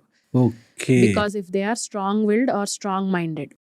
Only weak minded people usually తొందరగా హిప్నోటైజ్ అయ్యే ఛాన్సెస్ ఉంటాయి. సో అందుకని హిప్నాసిస్ తర్వాత మనకు వచ్చింది నార్కో అనాలిసిస్. ఓకే. నార్కో అనాలిసిస్లో ఒక narcotic drug in very safe doses, sodium pentothal అంటారు, స్కోపాలమైన్ అంటారు, ఇలాంటి డ్రగ్స్ని సేఫ్ డోసెస్లో సబ్జెక్ట్కి అడ్మినిస్టర్ చేస్తాం. ఓకే. చేసినాక ఆ పర్సన్ ఒక సెమీ స్లీప్ కండిషన్లోకి వెళ్తాడు. అంటే పూర్తిగా అవేకుండడు, అలానే పూర్తిగా నిద్రపోడు. ఒక మత్తు కండిషన్లోకి తీసుకెళ్ళి, అంటే ఒక ఆల్కహాల్ తీసుకున్నప్పుడు ఒక పర్సన్ ఎలా అయితే డ్రౌజీగా ఉంటాడో సేమ్ కండిషన్లోకి తీసుకెళ్ళి మనం క్వశ్చన్స్ అడగడం స్టార్ట్ చేస్తాం క్రైమ్ రిలేటెడ్గా. సో ఆ డ్రౌజీ నేచర్లో ఏంటంటే వాళ్ళ ఇన్హిబిషన్స్ ఏమన్నా ఉన్నా, వాళ్ళు ఏదైనా సీక్రెట్స్ దాచిపెడుతున్నా అవన్నీ కూడా వాళ్ళు దాటుకొని బయటకు వచ్చేసి they start speaking out the truth. So అలా మాట్లాడిన దాన్ని మనం రికార్డ్ చేసి డైరెక్ట్గా దాన్ని మనం కన్సిడర్ చేయలేము అది నిజం చెప్తున్నారా అబద్ధం చెప్తున్నారా అని. అది కూడా depends on the condition of the person. ఇప్పుడు ఆ పర్సన్ ఆల్రెడీ ఒక డ్రగ్ ఎడిక్ట్ అనుకోండి, ఆల్రెడీ ఆయనకి ఆ డ్రగ్స్ వాడే అలవాటు ఉంది, he has a habit of taking drugs in high doses. ఇలాంటి small dose of drug it might not show any effect on him, but he might pretend that he has gone under the effect of the drug and he is telling the truth. So ఇక్కడ కూడా though it is method of getting the lie or getting the truth out of the person, but still దీనికి కూడా ఈ narco అనాలిసిస్కి కూడా limitations ఉన్నాయి. Okay. Next దీని తర్వాత వచ్చింది పాలిగ్రఫీ. పాలిగ్రఫీ అనేది ఇప్పుడు మీరు చెప్పిన మెథడ్, వైర్స్ అన్ని బాడీకి చుట్టేసి ఎస్ నో అని మెషిన్ అరవడం. ఓకే. సో పాలిగ్రఫీ ఇన్స్ట్రుమెంట్లో మనకి ఈ పారామీటర్స్ని మెజర్ చేస్తుంది. Sweat or perspiration rate, respiration rate, cardiac that is heart beat and blood pressure. మామూలుగా మనం నార్మల్గా ఉన్నప్పుడు మన ఈ పారామీటర్స్ అన్నీ నార్మల్ ఉంటాయి. బీపీ నార్మల్ ఉంటుంది, హార్ట్ రేట్ నార్మల్ ఉంటుంది, మనకేమి స్వెట్ కూడా నార్మల్గానే ఉంటుంది, ఈవెన్ రెస్పిరేషన్ కూడా నార్మల్గా బ్రీత్ చేస్తాం. అదే మనం ఒక యాంగ్షియస్ స్టేట్లో ఉన్నాము, ఏదైనా అబద్ధం చెప్తున్నాము, లేదంటే ఏదైనా ప్రాబ్లమాటిక్ సిట్యుయేషన్లో ఉన్నాము, అలాంటప్పుడు ఆటోమేటికలీ మన ఈ రిఫ్లెక్సెస్ అన్నీ ఇంక్రీజ్ అవుతాయి. బీపీ పెరుగుతుంది, హార్ట్ రేట్ పెరుగుతుంది, స్వెట్ పెరుగుతుంది, అలానే రెస్పిరేషన్ కూడా మనం ఇట్లా డీప్ బ్రెత్ తీసుకోవడం స్టార్ట్ చేస్తాము. సో ఇదే సేమ్ ప్రిన్సిపల్ అక్కడ కూడా అప్లై అవుతుంది పాలిగ్రఫీలో కూడా. So when a person is trying to tell a లై or he is trying to hide a truth, it is believed that the person's ఈ రెగ్యులర్ ఫంక్షనింగ్ ఏదైతే ఉందో అది అప్ అండ్ డౌన్ అవుతుంది. సో అది అప్ అయినప్పుడు అది మనకు ఆ గ్రాఫ్లో రికార్డ్ అవుతుంది. సో ఆ గ్రాఫ్ నుంచి మనం చూస్తాం ఏ క్వశ్చన్ దగ్గర ఈ పర్సన్ పీక్ వచ్చింది అని. సో అక్కడ పీక్ వచ్చింది అంటే అక్కడ ఏదో జరిగింది, something is there which he knows about that particular question. That is why a tensed situation create అయ్యి అది పీక్ వచ్చింది అని. సో మనం క్వశ్చన్స్ అడిగేటప్పుడు కూడా డైరెక్ట్గా we don't start of with crime related questions అనమాట. ఓకే. ముందు సబ్జెక్ట్ని we put them at is. We ask them నీ పేరేంటి, నువ్వు ఉండేది ఎక్కడ, నువ్వు ఎక్కడ జాబ్ చేస్తున్నావు, ఇలాంటి జనరల్ క్వశ్చన్స్ అడుగుతాం. సో దట్ వీ నో నార్మల్గా వాళ్ళ బాడీ ఫంక్షన్స్ ఎలా ఉన్నాయని. తర్వాత మనం క్రైమ్ రిలేటెడ్ క్వశ్చన్స్ అడిగినప్పుడు ఏమైనా చేంజెస్ ఉన్నాయా, స్పైక్స్ ఉన్నాయా అనేది చెక్ చేస్తాం. సో ఆ స్పైక్స్ వచ్చిన దగ్గర we decide that he is telling అ లై. సో అది అయిపోయినాక ఈ పాలిగ్రఫీ టెస్టింగ్ అయిపోయిన తర్వాత మనం ఆ సబ్జెక్ట్ని కూర్చోబెట్టి you have told me the truth అని చెప్తాం. చెప్పి నువ్వు నీకు దీని గురించి తెలుసు, దీని గురించి తెలుసు అని చెప్తాం. ఇంట్రాగేట్ చేసేటప్పుడు we try to extract more information out of the subject అనమాట. So this is polygraphy testing which is now commonly being followed. And the last method is brain fingerprinting. This is a newer form of lie detection method. Brain fingerprinting. So మనం ఏదైనా ప్లేస్కి వెళ్ళినప్పుడు ఏదైనా కొత్త ఆబ్జెక్ట్ని కానీ కొత్త ప్లేస్ని చూసినప్పుడు దాని ఇమేజ్ ఆర్ పిక్చర్ మన బ్రెయిన్లో రిజిస్టర్ అవుతుంది. ఓకే. సో ఆ రిజిస్టర్ అయిన ఇమేజ్ని మనం ఐడెంటిఫై చేస్తాం using brain fingerprinting. So ఒక సబ్జెక్ట్ క్రైమ్ సీన్కి వెళ్ళాడు. క్రైమ్ సీన్కి వెళ్ళినప్పుడు అక్కడ విక్టిమ్ బాడీ చూశాడు, యూజ్ చేసిన మర్డర్ వెపన్ చూశాడు, తర్వాత అక్కడ ఏవైతే ఎవిడెన్సెస్ ఉన్నాయో అవన్నీ కూడా he has seen all those evidences.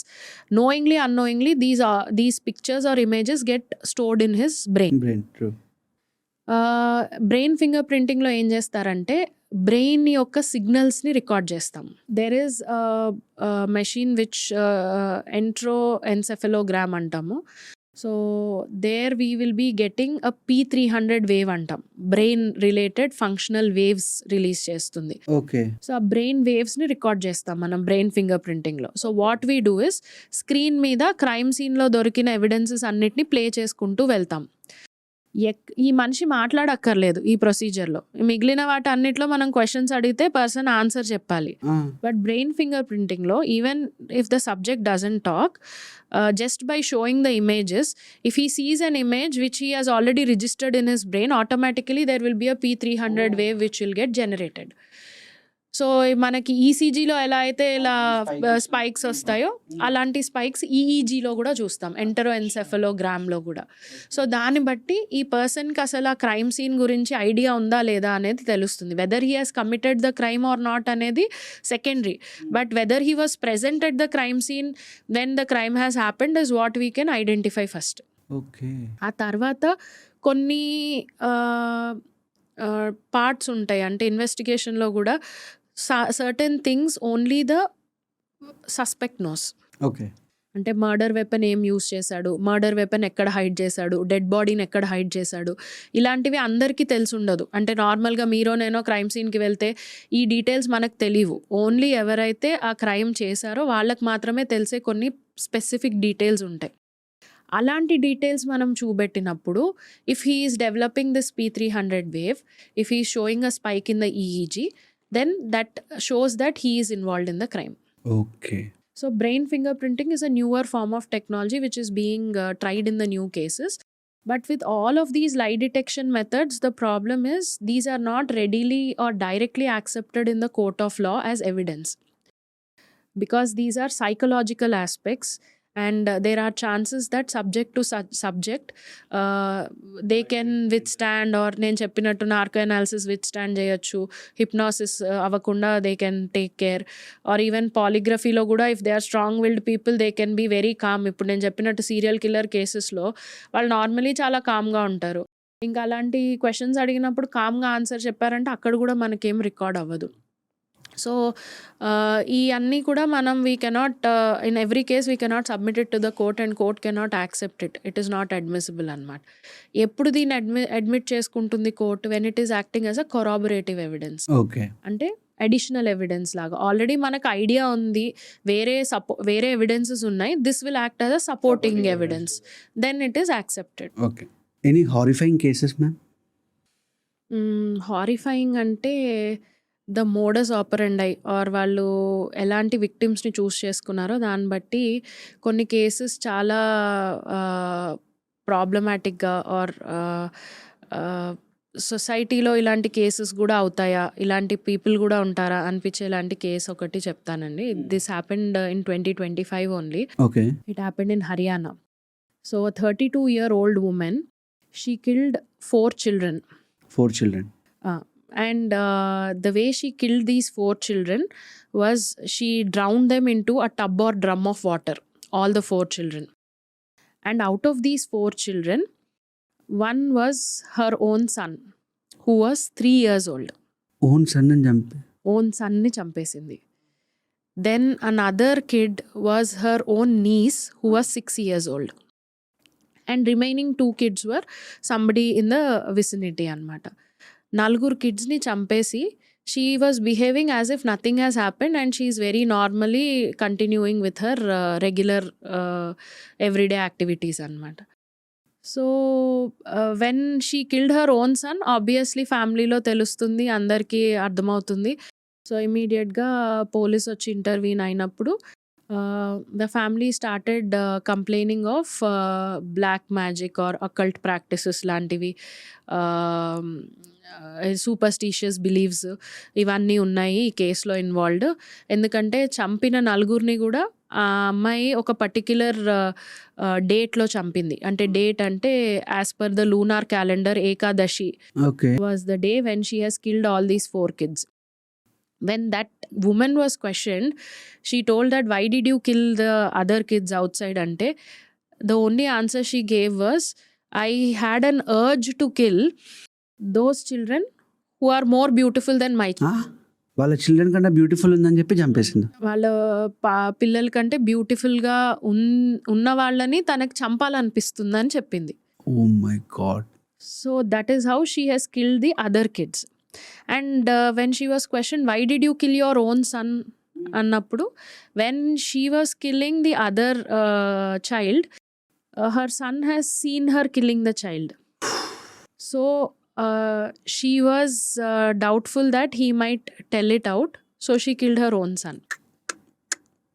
So people started telling that this is completely superstitious beliefs only because Ekadashi రోజే చంపింది అనేది ఫ్యామిలీ ఆర్ సరౌండింగ్లో ఉండే వాళ్ళు చెప్తున్న reasons. Because when she was having some psychological issue or problem, her in-laws took her to a tantrik అంట. So they think that she is practising what the tantrik has told her to do. So they are taking the case in the tantric angle. While the police who are investigating the case, they are saying that it is just a case of psychopathic killing, because this lady, she didn't have any guilt or she was not having any remorse that I have killed my own son. సరే వేరే పిల్లల్ని చంపేసిందంటే తనకేం అనిపించట్లేదంటే that is a secondary thing. But for a mother killing her own 3-year-old son is such a big thing and she is not feeling bad about it. So that was like, అంటే police వాళ్ళైతే they are saying that ఈ tantrik angle ఇదేం లేదు, it's only she is having a severe psychological issue, because of that she has done this అనేది చెప్తున్నారు. And the case is going on, investigation is on and it is going on. But ఇలాంటి cases చూసినప్పుడు ఎంత psychological issues ఉన్నా కూడా how can people be so I mean, how can they commit such high level of crimes where సొంత పిల్లల్ని, సొంత మనుషుల్ని చంపాలి, సొంత వాళ్ళని హర్ట్ చేయాలి అనే థాట్ ప్రాసెస్ రావడం అనేది is very pathetic. So we are living in a society, మనం క్లెయిమ్ చేస్తున్నాము సొసైటీలో, మనం ఎడ్యుకేటెడ్ సొసైటీలో ఉన్నాం, సివిలైజ్ సొసైటీలో ఉన్నాము, we don't have any social issues, social problems అనేది we are claiming. But still crimes are happening. Different types of crimes are still happening. So there are problems that are existing which need to be addressed at various levels. So it can start right from our home. చిన్న ప్రాబ్లమ్స్ని మనం కూడా we can recognize and solve it. Maybe somebody at home is not feeling okay, or వాళ్ళు ఏమైనా psychological ప్రాబ్లంతో suffer అవుతున్నారు, లేదా మన ఇంట్లో పిల్లలు ఉండొచ్చు, they are facing problem with studies. ఒక్కొక్కసారి ఆ స్టడీ రిలేటెడ్ స్ట్రెస్ కూడా డెవలప్ అయ్యి ఒకానొక పాయింట్కి వెళ్ళాక it might change in to some kind of depression or some other mania disorder లాగా కానీ, otherwise it can turn in to some other psychological problem. And then when it becomes bigger, it becomes a bigger problem which can lead to crimes also. So when we start addressing these issues at the root level, we will be able to solve it. Thank you madam. Thanks a lot. అంటే ఒక crimes ఎలా జరుగుతాయి, ఒక criminal psychology ఎలా ఉంటుంది, ఎలాంటి dosage of drug వాడితే పర్సన్ని చంపేయచ్చు, ఇలాంటివి ఎన్నో సొసైటికల్ ఆస్పెక్ట్స్ కవర్ చేసినందుకు. And thanks a lot for your time. Thank you Akshay. So I should thank you for inviting me. నేను చెప్పిన విషయాలు ఏదైతే ఉన్నాయో these are purely for educational purpose, as a precaution to caution the public or society about such type of crimes that are happening. So hopefully me through forensic science గురించి అందరికీ ఒక message కూడా వెళ్తుంది దట్ క్రైమ్స్ ఇలా జరుగుతాయి, we have to go in the right direction. And ఎవరైనా మన చుట్టూ ప్రాబ్లంలో ఉన్నారని తెలిసినా వాళ్ళకి we have to give them proper support. And we have to try to make the society a better place to live in, not only for us, even for our next generations and our kids also. Thank you so much. Thanks a lot madam. Thanks. Thanks for your time.